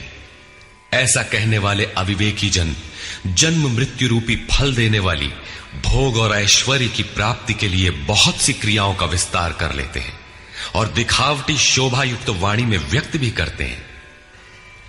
अर्थात अविवेकियों की बुद्धि अनंत भेदों वाली होती है। वे फल वाले वाक्य में ही अनुरक्त रहते हैं, वेद के वाक्यों को ही प्रमाण मानते हैं, स्वर्ग को ही श्रेष्ठ मानते हैं। उनकी बुद्धि बहुत सी भेदों वाली है, इसलिए अनंत क्रियाओं की रचना कर लेते हैं। वे नाम तो परम तत्व परमात्मा का ही लेते हैं, किंतु उसकी ओट में अनंत क्रियाओं का विस्तार कर लेते हैं। तो क्या अनंत क्रियाएं कर्म नहीं है? श्री कृष्ण कहते हैं, नहीं, अनंत क्रियाएं कर्म नहीं है। तो वो एक निश्चित क्रिया है क्या? श्री कृष्ण अभी ये नहीं बताते। अभी तो केवल इतना कहते हैं कि अविवेकियों की बुद्धि अनंत शाखाओं वाली होती है, इसलिए वे अनंत क्रियाओं का विस्तार कर लेते हैं। वे केवल विस्तार ही नहीं करते, अपितु आलंकारिक शैली में उसे व्यक्त भी करते हैं। उसका प्रभाव क्या होता है? भोगैश्वर्य प्रसक्तानां तया परितचेतसां व्यवसायात्मिका बुद्धि समाधौ न विधीयते। उनकी वाणी की छाप जिन जिन के चित्त पर पड़ जाती है अर्जुन, उनकी भी बुद्धि नष्ट हो जाती है, न कि वे कुछ पाते हैं। उस वाणी द्वारा हरे हुए चित्त वालों के और भोग ऐश्वर्य में आसक्ति वाले पुरुषों के अंतःकरण में क्रियात्मक बुद्धि नहीं रह जाती। इष्ट में समाधिस्थ करने वाली निश्चयात्मक क्रिया उनमें नहीं होती। ऐसे अविवेकियों की वाणी सुनता कौन है? भोग और ऐश्वर्य में आसक्ति वाले ही सुनते हैं, अधिकारी नहीं सुनता। ऐसे पुरुषों में सम और आदि तत्व में प्रवेश दिलाने वाली निश्चयात्मक क्रिया से संयुक्त बुद्धि नहीं होती। प्रश्न उठता है कि वेद वादरता, जो वेद के वचनों में अनुरक्त हैं, क्या वे भी भूल करते हैं? इस पर श्री कृष्ण कहते हैं, त्रैगुण्य विषया वेदा निस्त्रैगुण्यो भवार्जुन निर्द्वन्द्वो नित्यसत्त्वस्थो निर्योगक्षेम आत्मवान्। अर्जुन, त्रैगुण्य विषया वेदा, वेद तीनों गुणों तक ही प्रकाश करते हैं, इसके आगे का हाल वे नहीं जानते। इसलिए निस्त्रय गुण्यो भव अर्जुन, अर्जुन तू तीनों गुणों से ऊपर उठ, अर्थात वेदों के कार्य क्षेत्र से आगे बढ़। कैसे बढ़ा जाए? इस पर श्री कृष्ण कहते हैं, निर्द्वंद्व, सुख दुख के द्वंद्वों से रहित, नित्य सत्य वस्तु में स्थित और योग क्षेम को न चाहता हुआ आत्मपरायण हो। इस प्रकार ऊपर उठ। प्रश्न उठता है कि हम ही उठें या कोई वेदों से ऊपर उठा भी है? श्री कृष्ण बताते हैं कि आगे जो भी उठता है ब्रह्म को जानता है, और जो ब्रह्म को जानता है वो विप्र है।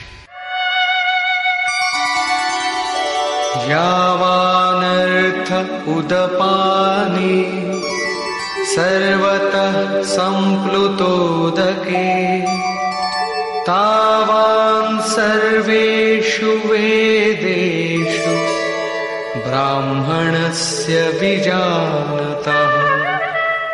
सब ओर से परिपूर्ण जलाशय को प्राप्त होने पर मनुष्य का छोटे जलाशय से जितना प्रयोजन रहता है, अच्छी प्रकार ब्रह्म को जानने वाले ब्राह्मण का वेदों से उतना ही प्रयोजन रहता है। तात्पर्य यह है कि जो वेदों से ऊपर उठता है वो ब्रह्म को जानता है, वही ब्राह्मण है। अर्थात तू वेदों से ऊपर उठ, ब्राह्मण बन। अर्जुन क्षत्रिय था। श्री कृष्ण कहते हैं कि ब्राह्मण बन। ब्राह्मण, क्षत्रिय इत्यादि वर्ण स्वभाव की क्षमताओं के नाम है। ये कर्म प्रधान है, न कि जन्म से निर्धारित होने वाली कोई रूढ़ी। जिसे गंगा की धारा प्राप्त है उसे क्षुद्र जलाशय से क्या प्रयोजन? कोई उसमें शौच लेता है तो कोई पशुओं को नहला देता है, इसके आगे कोई उपयोग नहीं है। इसी प्रकार ब्रह्म को साक्षात जानने वाले उस विप्र महापुरुष का, उस ब्राह्मण का वेदों से उतना ही प्रयोजन रह जाता है। प्रयोजन रहता अवश्य है, वेद रहते हैं क्योंकि पीछे वालों के लिए उनका उपयोग है। वहीं से चर्चा आरंभ होगी। इसके उपरांत योगेश्वर श्री कृष्ण कर्म करते समय की जाने वाली सावधानियों का प्रतिपादन करते हैं। कर्मण्येवाधिकारस्ते मा फलेषु कदाचन मा कर्मफलहेतुर्भुर्मा ते संगोस्त्वकर्मणि।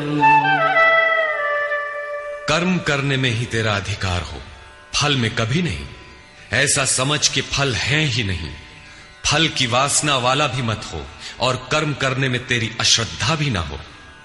अब तक योगेश्वर श्री कृष्ण ने 39वें श्लोक में पहली बार कर्म का नाम लिया, किंतु यह नहीं बताया कि वो कर्म है क्या और उसे करें कैसे। उस कर्म की विशेषताओं पर प्रकाश डाला कि अर्जुन, इस कर्म द्वारा तू कर्मों के बंधन से अच्छी प्रकार छूट जाएगा। अर्जुन, इसमें आरंभ का अर्थात बीज का नाश नहीं है। आरंभ कर दे तो प्रकृति के पास कोई उपाय नहीं कि उसे नष्ट कर दे। अर्जुन, इसमें सीमित फल रूपी दोष भी नहीं है कि स्वर्ग रिद्धियों सिद्धियों में फंसाकर खड़ा कर दे। अर्जुन, इस कर्म का थोड़ा भी साधन जन्म मरण के भय से उद्धार कराने वाला होता है। किंतु अभी तक उन्होंने ये नहीं बताया कि वो कर्म है क्या, किया कैसे जाए। इसी अध्याय के 41वें श्लोक में उन्होंने बताया, अर्जुन, इसमें निश्चयात्मक बुद्धि एक ही है, क्रिया एक ही है। तो क्या बहुत सी क्रिया वाले भजन नहीं करते? श्री कृष्ण कहते हैं, वे कर्म नहीं करते। इसका कारण बताते हुए कहते हैं कि अविवेकियों की बुद्धि अनंत शाखा वाली होती है, इसलिए वे अनंत क्रियाओं का विस्तार कर लेते हैं। वे दिखावटी शोभा युक्त वाणी में इन क्रियाओं को व्यक्त भी करते हैं। उनकी वाणी की छाप जिनके चित्त पर पड़ जाती है, उनकी भी बुद्धि नष्ट हो जाती है। अतः निश्चयात्मक क्रिया एक ही है, लेकिन यह नहीं बताया कि वो क्रिया कौन सी है। 47वें श्लोक में उन्होंने कहा, अर्जुन, कर्म करने में ही तेरा अधिकार है, फल में कभी नहीं। फल की वासना वाला भी मत हो और कर्म करने में तेरी अश्रद्धा ना हो। अर्थात निरंतर करने के लिए उसी में लीन होकर करें। किंतु यह नहीं बताया कि वो कर्म है क्या। प्रायः इस श्लोक का उद्धरण देकर लोग कहते हैं कि कुछ भी करो, केवल फल की कामना मत करो, हो गया निष्काम कर्म योग। किंतु अभी तक श्री कृष्ण ने बताया ही नहीं कि कर्म है कौन सा जिसे करें। यहां पर केवल कर्म की विशेषताओं पर प्रकाश डाला कि कर्म देता क्या है और कर्म को करते समय बरती जाने वाली सावधानियां क्या हैं, उन पर प्रकाश डाला। प्रश्न ज्यों का त्यों बना हुआ है, जिसे योगेश्वर आगे अध्याय 3-4 में स्पष्ट करेंगे। पुनः इसी पर बल देते हैं। योगस्थः कुरु कर्माणि संगं त्यक्त्वा धनंजय सिद्ध्य सिद्ध्योः समो भूत्वा समत्वं योग उच्यते। धनंजय, आसक्ति और संग दोष को त्याग कर सिद्धि और असिद्धि में समान भाव रखकर योग में स्थित होकर कर्म कर। कौन सा कर्म? निष्काम कर्म कर। समत्वम योग उच्यते। ये समत्व भाव ही योग कहलाता है। विषमता जिसमें ना हो ऐसा भाव समत्व कहलाता है। रिद्धियां सिद्धियां विषम बनाती है, आसक्ति हमें विषम बनाती है, फल की इच्छा विषमता पैदा करती है। इसीलिए फल की वासना न हो, फिर भी कर्म करने में अश्रद्धा ना हो। देखी सुनी सभी वस्तुओं में आसक्ति का त्याग करके प्राप्ति और अप्राप्ति के विषय में न सोचकर केवल योग में स्थित रहते हुए कर्म कर। योग से चित्त चलायमान ना हो। योग एक पराकाष्ठा की स्थिति है और एक प्रारंभ की स्थिति भी होती है। प्रारंभ में भी हमारी दृष्टि लक्ष्य पर ही रहनी चाहिए। अतः योग पर दृष्टि रखते हुए कर्म का आचरण करना चाहिए। समत्व भाव अर्थात सिद्धि और असिद्धि में समभाव ही योग कहलाता है। जिसको सिद्धि और असिद्धि विचलित नहीं कर पाती, विषमता जिसमें पैदा नहीं होती, ऐसा भाव होने के कारण यह समत्व योग कहलाता है। ये इष्ट से समत्व दिलाता है, इसीलिए इसे समत्व योग कहते हैं। कामनाओं का सर्वथा त्याग है, इसलिए इसे निष्काम कर्म योग कहते हैं। कर्म करना है, इसलिए इसे कर्म योग कहते हैं। परमात्मा से मेल कराता है, इसलिए इसका नाम योग अर्थात मेल है। इसमें बौद्धिक स्तर पर ध्यान रखना पड़ता है कि सिद्धि और असिद्धि में समभाव रहे, आसक्ति न हो, फल की वासना न आने पाए। इसलिए यही निष्काम कर्म योग बुद्धि योग भी कहा जाता है। दूरेण ह्यवरं कर्म बुद्धियोगात् धनंजय बुद्धौ शरणमन्विच्छ कृपणाः फलहेतवः। धनंजय, अवरम कर्म, निकृष्ट कर्म, वासना वाले कर्म बुद्धि योग से अत्यंत दूर है। फल की कामना वाले कृपण हैं। वे आत्मा के साथ उदारता नहीं बरतते। अतः समत्व बुद्धि योग का आश्रय ग्रहण कर। जैसी कामना है वैसा मिल भी जाए तो उसे भोगने के लिए शरीर धारण करना पड़ेगा। आवागमन बना है तो कल्याण कैसा? साधक को तो मोक्ष की भी वासना नहीं रखनी चाहिए, क्योंकि वासनाओं से मुक्त होना ही तो मोक्ष है। फल की प्राप्ति का चिंतन करने से साधक का समय व्यर्थ नष्ट हो जाता है और फल प्राप्त होने पर वो उसी फल में उलझ जाता है। उसकी साधना समाप्त हो जाती है। आगे वो भजन क्यों करे? वहां से वो भटक जाता है। इसलिए समत्व बुद्धि से योग का आचरण करें।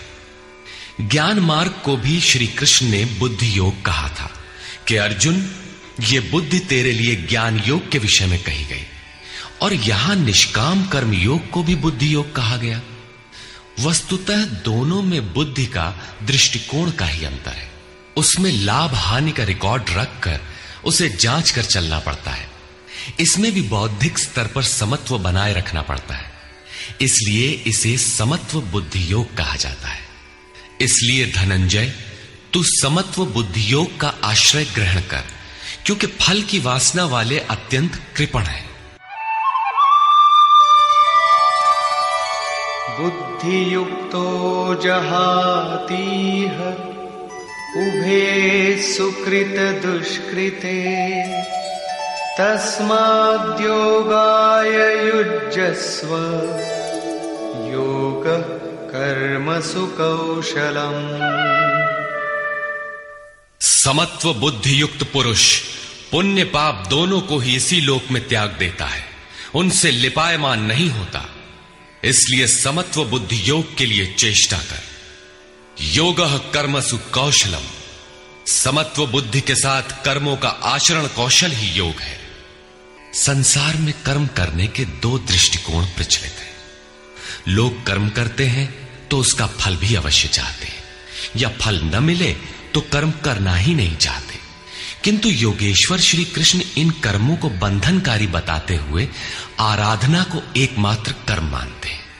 इस अध्याय में उन्होंने कर्म का नाम मात्र लिया। अध्याय 3 के 9वें श्लोक में उसकी परिभाषा दी और चौथे अध्याय में कर्म के स्वरूप पर विस्तार से प्रकाश डाला। प्रस्तुत श्लोक में श्री कृष्ण ने सांसारिक परंपरा से हटकर कर्म करने की कला बताई कि कर्म तो करो, श्रद्धा पूर्वक करो, किंतु फल के अधिकार को स्वेच्छा से छोड़ दो। फल जाएगा कहां? यही कर्मों के करने का कौशल है। निष्काम साधक की समग्र शक्ति इस प्रकार कर्म में लगी रहती है। फिर भी जिज्ञासा स्वाभाविक है कि क्या सदैव कर्म ही करते रहना है या इसका कुछ परिणाम भी निकलेगा? इसे देखें।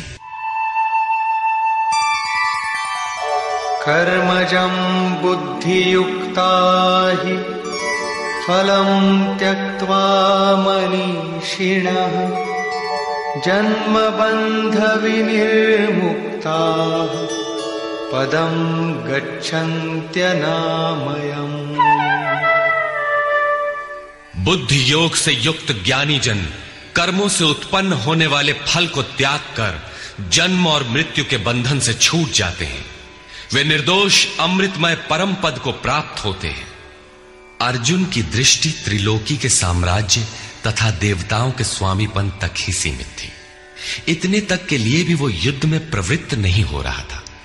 यहां श्री कृष्ण उसे नवीन तथ्य उद्घाटित करते हैं कि आसक्ति रहित कर्म द्वारा अनामय पद प्राप्त होता है। निष्काम कर्म योग परम पद को दिलाता है, जहां मृत्यु का प्रवेश नहीं है। इस कर्म में प्रवृत्ति कब होगी? यदा ते मोह कलिलं बुद्धिर्व्यतितरिष्यति तदा गन्तासि निर्वेदं श्रोतव्यस्य श्रुतस्य च। जिस काल में तेरी साधक की बुद्धि मोह रूपी दलदल को पूर्णतः पार कर लेगी, लेश मात्र भी मोह न रह जाए, उस समय जो सुनने योग्य है उसे तू सुन सकेगा और सुने हुए के अनुसार वैराग्य को प्राप्त हो सकेगा, अर्थात उसे आचरण में ढाल सकेगा। अभी तो जो सुनने लायक है उसे न तो तू सुन पाया है और आचरण का तो प्रश्न ही नहीं खड़ा होता। इसी योग्यता पर पुनः प्रकाश डालते हैं। श्रुति विप्रतिपन्ना ते यदा स्थास्यति निश्चला समाधावचला बुद्धि तदा योगमवाप्स्यसि। अनेक प्रकार के वेद वाक्यों को सुनकर विचलित हुई तेरी बुद्धि जब परमात्म स्वरूप में समाधिस्थ होकर अचल स्थिर ठहर जाएगी, तब तू समत्व योग को प्राप्त होगा, पूर्ण समस्थिति को प्राप्त करेगा, जिसे अनामय परम पद कहते हैं। यही योग की पराकाष्ठा है और यही अप्राप्त की प्राप्ति है। वेदों से तो शिक्षा ही मिलती है, किंतु श्री कृष्ण कहते हैं श्रुति विप्रतिपन्ना। श्रुतियों के अनेक सिद्धांतों को सुनने से बुद्धि विचलित हो जाती है। सिद्धांत तो अनेकों सुने, लेकिन जो सुनने योग्य है लोग उससे दूर ही रहते हैं। ये विचलित बुद्धि जिस समय समाधि में स्थिर हो जाएगी, तब तू योग की पराकाष्ठा अमृत पद को प्राप्त करेगा। इस पर अर्जुन की उत्कंठा स्वाभाविक थी कि वे महापुरुष कैसे होते हैं जो अनामय परम पद में स्थित है, समाधि में जिनकी बुद्धि स्थिर है। उसने प्रश्न किया। अर्जुन उवाच।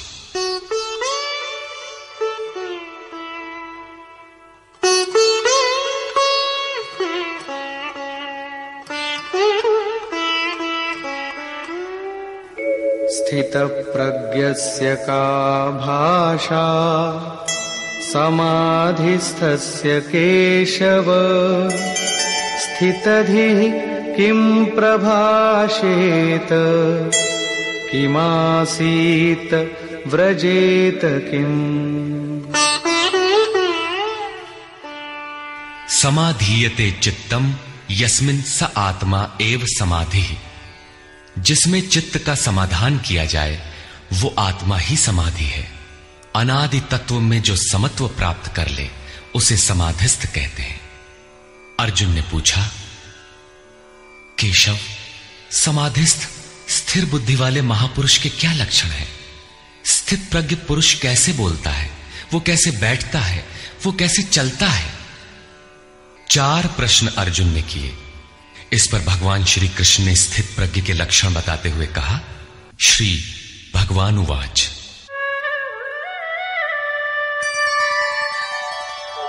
प्रजहाति यदा कामान् सर्वान् पार्थमनोगतान् आत्मन्येवात्मना तुष्टः स्थितप्रज्ञस्तदुच्यते। पार्थ, जब मनुष्य मन में स्थित संपूर्ण कामनाओं को त्याग देता है तब वो आत्मा से ही आत्मा में संतुष्ट हुआ स्थिर बुद्धि वाला कहा जाता है। कामनाओं के त्याग पर ही आत्मा का दिग्दर्शन होता है। ऐसा आत्माराम आत्मतृप्त महापुरुष ही स्थित प्रज्ञ है। दुःखेष्वनुद्विग्नमनाः सुखेषु विगतस्पृहः वीतरागभयक्रोधः स्थितधीर्मुनिरुच्यते। दैहिक, दैविक तथा भौतिक दुखों में जिसका मन उद्विग्न नहीं होता, सुखों की प्राप्ति में जिसकी स्पृहा दूर हो गई है तथा जिसके राग, भय और क्रोध नष्ट हो गए हैं, मननशीलता की चरम सीमा पर पहुंचा हुआ मुनि स्थित प्रज्ञ कहा जाता है। उसके अन्य लक्षण बताते हैं। यः सर्वत्रानभिस्नेहः तत्तत्प्राप्य शुभाशुभम् नाभिनन्दति न द्वेष्टि तस्य प्रज्ञा प्रतिष्ठिता। जो पुरुष सर्वत्र स्नेह रहित हुआ, शुभ अथवा अशुभ को प्राप्त होकर न तो प्रसन्न होता है और न द्वेष करता है, उसकी बुद्धि स्थिर है। शुभ वो है जो परमात्म स्वरूप में लगाता है, अशुभ वो है जो प्रकृति की ओर ले जाने वाला होता है। किंतु स्थित प्रज्ञ पुरुष अनुकूल परिस्थितियों से न प्रसन्न होता है और न प्रतिकूल परिस्थितियों से द्वेष करता है, क्योंकि प्राप्त होने योग्य वस्तु न उससे भिन्न है और न पतित करने वाले विकार ही उसके लिए है। अर्थात अब साधन से उसका अपना कोई प्रयोजन नहीं रहा। ऐसा व्यक्ति स्थित प्रज्ञ कहा जाता है। यदा संहरते चायम् कूर्मोऽङ्गानीव सर्वशः इन्द्रियाणीन्द्रियार्थेभ्यः तस्य प्रज्ञा प्रतिष्ठिता। जिस प्रकार कछुआ अपने अंगों को समेट लेता है, ठीक वैसे ही ये पुरुष जब सब ओर से अपने अंगों को समेट लेता है तब उसकी बुद्धि स्थिर होती है। खतरे को देखते ही कछुआ जिस प्रकार अपने सिर और पैर समेट लेता है, ठीक इसी प्रकार जो पुरुष विषयों में विचरती हुई इंद्रियों को सब ओर से समेटकर हृदय देश में निरोध कर लेता है, उस काल में उस पुरुष की बुद्धि स्थिर होती है। किंतु ये तो एक दृष्टांत मात्र है। खतरे का एहसास मिटते ही कछुआ तो अपने अंगों को पुनः फैला देता है। क्या इसी प्रकार स्थित प्रज्ञ महापुरुष भी विषयों में रस लेने लगता है? इस पर कहते हैं, विषया विनिवर्तन्ते निराहारस्य देहिनः रसवर्जं रसोऽप्यस्य परं दृष्ट्वा निवर्तते। इंद्रियों द्वारा विषयों को न ग्रहण करने वाले पुरुषों के विषय तो निवृत्त हो जाते हैं, क्योंकि वे ग्रहण ही नहीं करते, किंतु उनका राग नहीं निवृत्त होता, आसक्ति लगी रहती है। संपूर्ण इंद्रियों को विषयों से समेटने वाले निष्काम कर्मी का राग भी परम दृष्टवा, परम तत्व परमात्मा का साक्षात्कार करके निवृत्त हो जाता है। महापुरुष कछुए की तरह अपनी इंद्रियों को विषयों में नहीं फैलाता। एक बार जब इंद्रियां सिमट गईं, तो संस्कार ही मिट जाते हैं, पुनः वे नहीं निकलते। निष्काम कर्मयोग के आचरण द्वारा परमात्मा के प्रत्यक्ष दर्शन के साथ उस पुरुष का विषयों से राग भी निवृत्त हो जाता है। प्रायः चिंतन पथ में हठ करते हैं। हठ से इंद्रियों को रोककर वे विषय से तो निवृत्त हो जाते हैं, किंतु मन में उनका चिंतन राग लगा रहता है। ये आसक्ति परम दृष्टवा परमात्मा का साक्षात्कार करने के बाद ही निवृत्त होती है, इसके पूर्व नहीं। पूज्य महाराज जी इस संबंध में अपनी एक घटना बताया करते थे। गृह त्याग से पूर्व उन्हें 3 बार आकाशवाणियां हुई थी। हमने पूछा, महाराज जी आपको आकाशवाणी क्यों हुई, हम लोगों को तो नहीं हुई?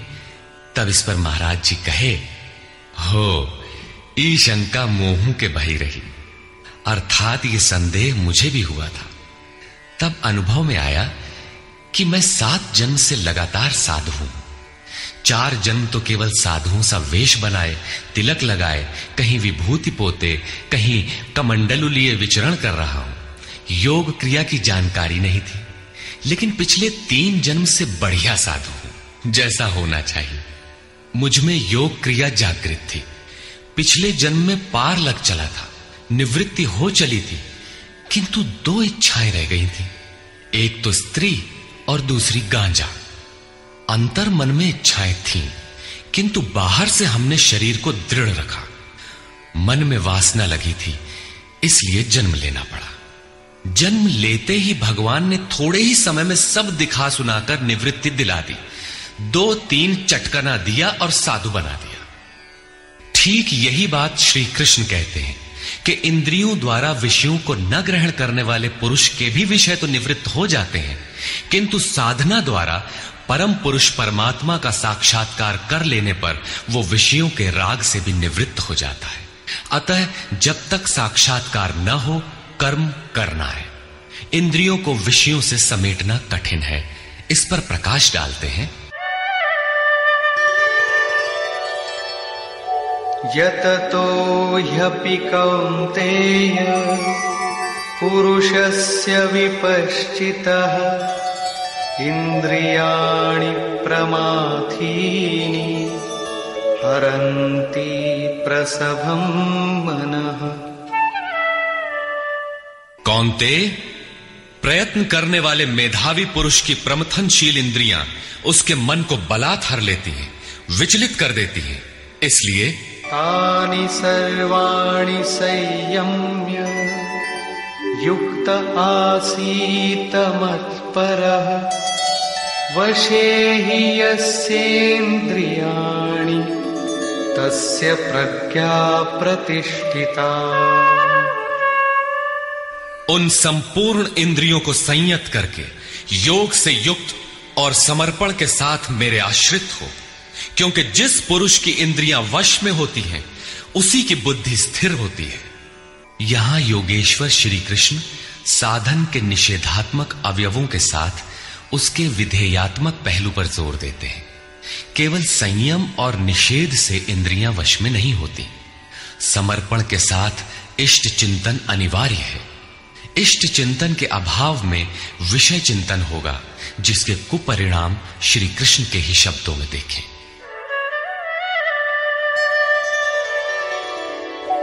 ध्यायतो विषयान् पुंसः संगस्तेषूपजायते संगात् संजायते कामः कामात् क्रोधोऽभिजायते। विषयों का चिंतन करने वाले पुरुष की उन विषयों में आसक्ति हो जाती है। आसक्ति से कामना उत्पन्न होती है। कामना पूर्ति में व्यवधान आने से क्रोध उत्पन्न होता है। क्रोध किसे जन्म देता है? क्रोधाद् भवति सम्मोहः सम्मोहात् स्मृतिविभ्रमः स्मृतिभ्रंशात् बुद्धिनाशो बुद्धिनाशात् प्रणश्यति। क्रोध से विशेष मूढ़ता अर्थात अविवेक उत्पन्न होता है। नित्य अनित्य वस्तु का विचार नहीं रह जाता। अविवेक से स्मरण शक्ति भ्रमित हो जाती है, जैसा अर्जुन को हुआ था। भ्रमतीव च मे मनः। गीता के समापन पर उसने कहा, नष्टो मोह स्मृतिर्लब्धा। क्या करें क्या न करें इसका निर्णय नहीं हो पाता। स्मृति भ्रमित होने से योग परायण बुद्धि नष्ट हो जाती है और बुद्धि नाश होने से ये पुरुष अपने श्रेय साधन से च्युत हो जाता है।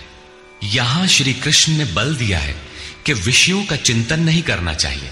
साधक को नाम रूप लीला और धाम में ही कहीं लगे रहना चाहिए। भजन में ढील देने पर मन विषयों में जाएगा। विषयों के चिंतन से आसक्ति हो जाती है।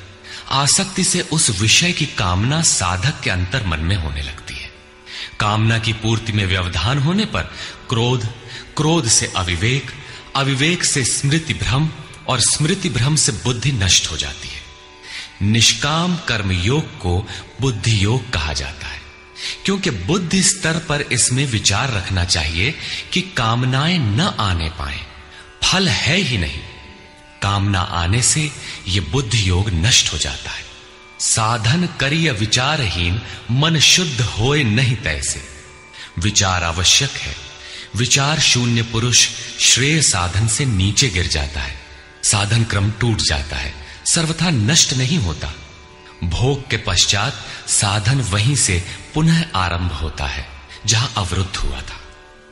ये तो विषयाभिमुख साधक की गति है। स्वाधीन अंतःकरण वाला साधक किस गति को प्राप्त होता है? इस पर श्री कृष्ण कहते हैं, रागद्वेष वियुक्तैस्तु विषयानिन्द्रियैश्चरन् आत्मवश्यैर्विधेयात्मा प्रसादमधिगच्छति। आत्मा की विधि को प्राप्त प्रत्यक्षदर्शी महापुरुष राग द्वेष से रहित वश में की हुई अपनी इंद्रियों द्वारा विषयान चरण, विषयों में विचरता हुआ भी प्रसाद मधिगच्छति, अंतःकरण की निर्मलता को प्राप्त होता है। वो अपनी भाव दृष्टि में रहता है। महापुरुष के लिए विधि निषेध नहीं रह जाते। उसके लिए कहीं अशुभ नहीं रहता जिससे वो बचाव करे, तथा उसके लिए कोई शुभ शेष नहीं रह जाता जिसकी वो कामना करे।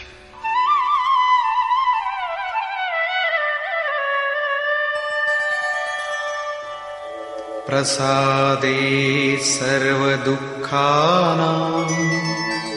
हानिरस्योपजायते प्रसन्नचेतसो याशु बुद्धिः पर्यवतिष्ठते। भगवान के पूर्ण कृपा प्रसाद भगवत्ता से संयुक्त होने पर इसके संपूर्ण दुखों का अभाव हो जाता है। दुखालयम अशाश्वतम, संसार का अभाव हो जाता है और उस प्रसन्न चित्त वाले पुरुष की बुद्धि शीघ्र ही अच्छी प्रकार स्थिर हो जाती है। किंतु जो योग युक्त नहीं है उनकी दशा पर प्रकाश डालते हैं। नास्ति बुद्धिरयुक्तस्य न चायुक्तस्य भावना न चाभावयतः शान्तिः अशान्तस्य कुतः सुखम्। योग साधन रहित पुरुष के अंतःकरण में निष्काम कर्मयुक्त बुद्धि नहीं होती। उस अयुक्त के अंतःकरण में भाव भी नहीं होता। भावना रहित पुरुष को शांति कहां और अशांत पुरुष को सुख कहां। योग क्रिया करने से कुछ दिखाई पड़ने पर ही भाव बनता है। जाने बिनु ना होई प्रतीति, भावना बिना शांति नहीं मिलती। और शांति रहित पुरुष को सुख अर्थात शाश्वत सनातन की प्राप्ति नहीं होती। इंद्रियाणां हि चरतां यन्मनोनुविधीयते तदस्य हरति प्रज्ञां वायुर्नावमिवाम्भसि। जल में नाव को जिस प्रकार वायु हरण करके गंतव्य से दूर कर देता है, ठीक वैसे ही विषयों में विचरण करती हुई इंद्रियों में जिस इंद्रिय के साथ मन रहता है, वो एक ही इंद्रिय उस अयुक्त पुरुष की बुद्धि को हर लेती है। अतः योग का आचरण अनिवार्य है। क्रियात्मक आचरण पर श्री कृष्ण पुनः बल देते हैं। तस्माद्यस्य महाबाहो निगृहीतानि सर्वशः इंद्रियाणीन्द्रियार्थेभ्यः तस्य प्रज्ञा प्रतिष्ठिता। इससे हे महाबाहो, जिस पुरुष की इंद्रियां इंद्रियों के विषयों से सर्वथा वश में की हुई होती हैं, उसकी बुद्धि स्थिर होती है। बाहु कार्य क्षेत्र का प्रतीक है। भगवान महाबाहु एवं आजानुबाहु कहे जाते हैं। वे बिना हाथ पैर के सर्वत्र कार्य करते हैं। उनमें जो प्रवेश पाता है या जो उसी भगवत्ता की ओर अग्रसर है, वो भी महाबाहु है। श्री कृष्ण और अर्जुन दोनों को महाबाहु कहा गया है। या निशा सर्वभूतानां तस्यां जागर्ति संयमी यस्यां जागृति भूतानि सा निशा पश्यतो मुनि। संपूर्ण भूत प्राणियों के लिए वो परमात्मा रात्रि के तुल्य है, क्योंकि दिखाई नहीं देता, न विचार ही काम करता है, इसलिए रात्रि सदृश है। उस रात्रि में परमात्मा में संयमी पुरुष भली प्रकार देखता है, चलता है, जागता है, क्योंकि वहां उसकी पकड़ है। योगी इंद्रियों के संयम द्वारा उसमें प्रवेश पा जाता है। जिन नाशवान सांसारिक सुख भोग के लिए संपूर्ण प्राणी रात दिन परिश्रम करते हैं, योगी के लिए वही निशा है। रमा विलासु राम अनुरागी तजत बमन जिमि जन बड़ भागी। जो योगी परमार्थ पथ में निरंतर सजग और भौतिक ऐषणाओं से सर्वथा निष्प्रिय होता है, वही उस इष्ट में प्रवेश पाता है। वो रहता तो संसार में ही है, किंतु संसार का उस पर प्रभाव नहीं पड़ता। महापुरुष की इस रहनी का चित्रण देखें। आपूर्यमाणमचल प्रतिष्ठं समुद्रमाप प्रविशन्ति यद्वत् तद्वत् कामायं प्रविशन्ति सर्वे स शान्तिमाप्नोति न कामकामी। जैसे सब ओर से परिपूर्ण अचल प्रतिष्ठा वाले समुद्र में नदियों के जल उसको चलायमान न करते हुए बड़े वेग से उसमें समा जाते हैं, ठीक वैसे ही परमात्मा में स्थित प्रज्ञ पुरुष में संपूर्ण भोग विकार उत्पन्न किए बिना समा जाते हैं। ऐसा पुरुष परम शांति को प्राप्त होता है, न कि भोगों को चाहने वाला।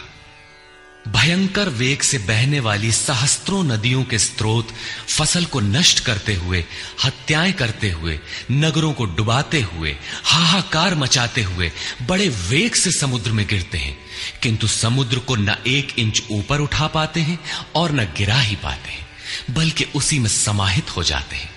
ठीक इसी प्रकार स्थित प्रज्ञ महापुरुष के प्रति संपूर्ण भोग उतने ही वेग से आते हैं, किंतु समाहित हो जाते हैं। उन महापुरुषों में न शुभ संस्कार डाल पाते हैं न अशुभ। योगी के कर्म अशुक्ल और अकृष्ण होते हैं, क्योंकि जिस चित्त पर संस्कार पड़ते हैं उसका निरोध और विलीनीकरण हो गया।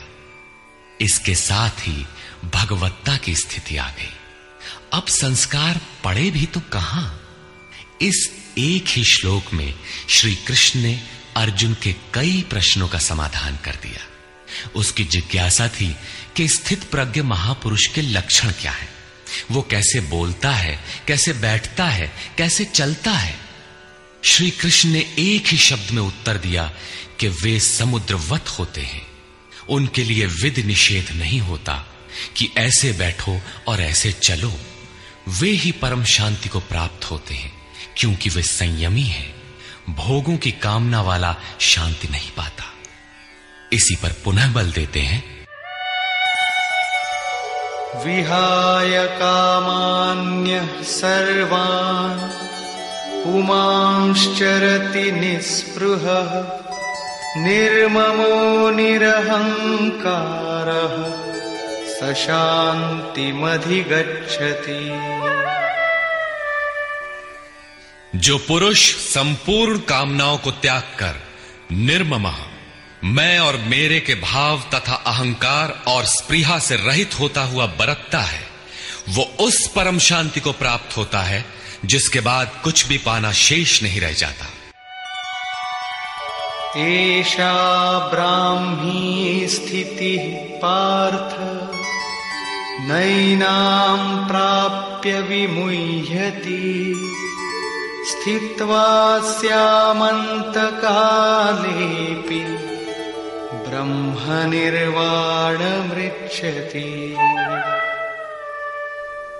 पार्थ, उपर्युक्त स्थिति ब्रह्म को प्राप्त हुए पुरुष की स्थिति है। समुद्रवत उन महापुरुषों में विषय नदियों की तरह समा जाते हैं। वे पूर्ण संयमी और प्रत्यक्षतः परमात्मदर्शी हैं। केवल अहम ब्रह्मास्मि पढ़ लेने या रट लेने से यह स्थिति नहीं मिलती। साधन करके ही इस ब्रह्म की स्थिति को पाया जाता है। ऐसा महापुरुष ब्रह्म निष्ठा में स्थित रहते हुए शरीर के अंत काल में भी ब्रह्मानंद को ही प्राप्त होता है। निष्कर्ष, प्रायः कुछ लोग कहते हैं कि दूसरे अध्याय में गीता पूर्ण हो गई, किंतु यदि केवल कर्म का नाम मात्र लेने से कर्म पूरा हो जाता हो तब तो गीता का समापन माना जा सकता है। इस अध्याय में योगेश्वर श्री कृष्ण ने यही बताया कि अर्जुन, निष्काम कर्मयोग के विषय में सुन, जिसे जानकर तू संसार बंधन से छूट जाएगा। कर्म करने में तेरा अधिकार है, फल में कभी नहीं। कर्म करने में तेरी अश्रद्धा भी ना हो, निरंतर करने के लिए तत्पर हो जा। इसके परिणाम में तू परम दृष्टवा, परम पुरुष का दर्शन कर स्थित प्रज्ञ बनेगा, परम शांति पाएगा। किंतु यह नहीं बताया कि कर्म है क्या। यह सांख्य योग नामक अध्याय नहीं है। यह नाम शास्त्रकार का नहीं अपितु टीकाकारों की देन है। वे अपनी बुद्धि के अनुसार ही ग्रहण करते हैं, तो आश्चर्य क्या है। इस अध्याय में कर्म की गरिमा, उसे करने में बरती जाने वाली सावधानी और स्थित प्रज्ञ के लक्षण बताकर श्री कृष्ण ने अर्जुन के मन में कर्म के प्रति उत्कंठा जागृत की है। उसे कुछ प्रश्न दिए हैं। आत्मा शाश्वत है, सनातन है, उसे जानकर तत्वदर्शी बनो। उसकी प्राप्ति के 2 साधन हैं, ज्ञान योग और निष्काम कर्म योग। अपनी शक्ति को समझकर हानि लाभ का स्वयं निर्णय लेकर कर्म में प्रवृत्त होना ज्ञान मार्ग है, तथा इष्ट पर निर्भर होकर समर्पण के साथ उसी कर्म में प्रवृत्त होना निष्काम कर्म मार्ग या भक्ति मार्ग है। गोस्वामी तुलसीदास ने दोनों का चित्रण इस प्रकार किया है। मोरे प्रौढ़ तनय सम ज्ञानी, बालक सुत समदास अमानी, जनहि मोर बल निज बल ताही, दुह कह काम क्रोध रिपु आही। मेरे दो प्रकार के भजने वाले हैं, एक ज्ञान मार्गी, दूसरा भक्ति मार्गी। निष्काम कर्म मार्गी या भक्ति मार्गी शरणागत होकर मेरा आश्रय लेकर चलता है।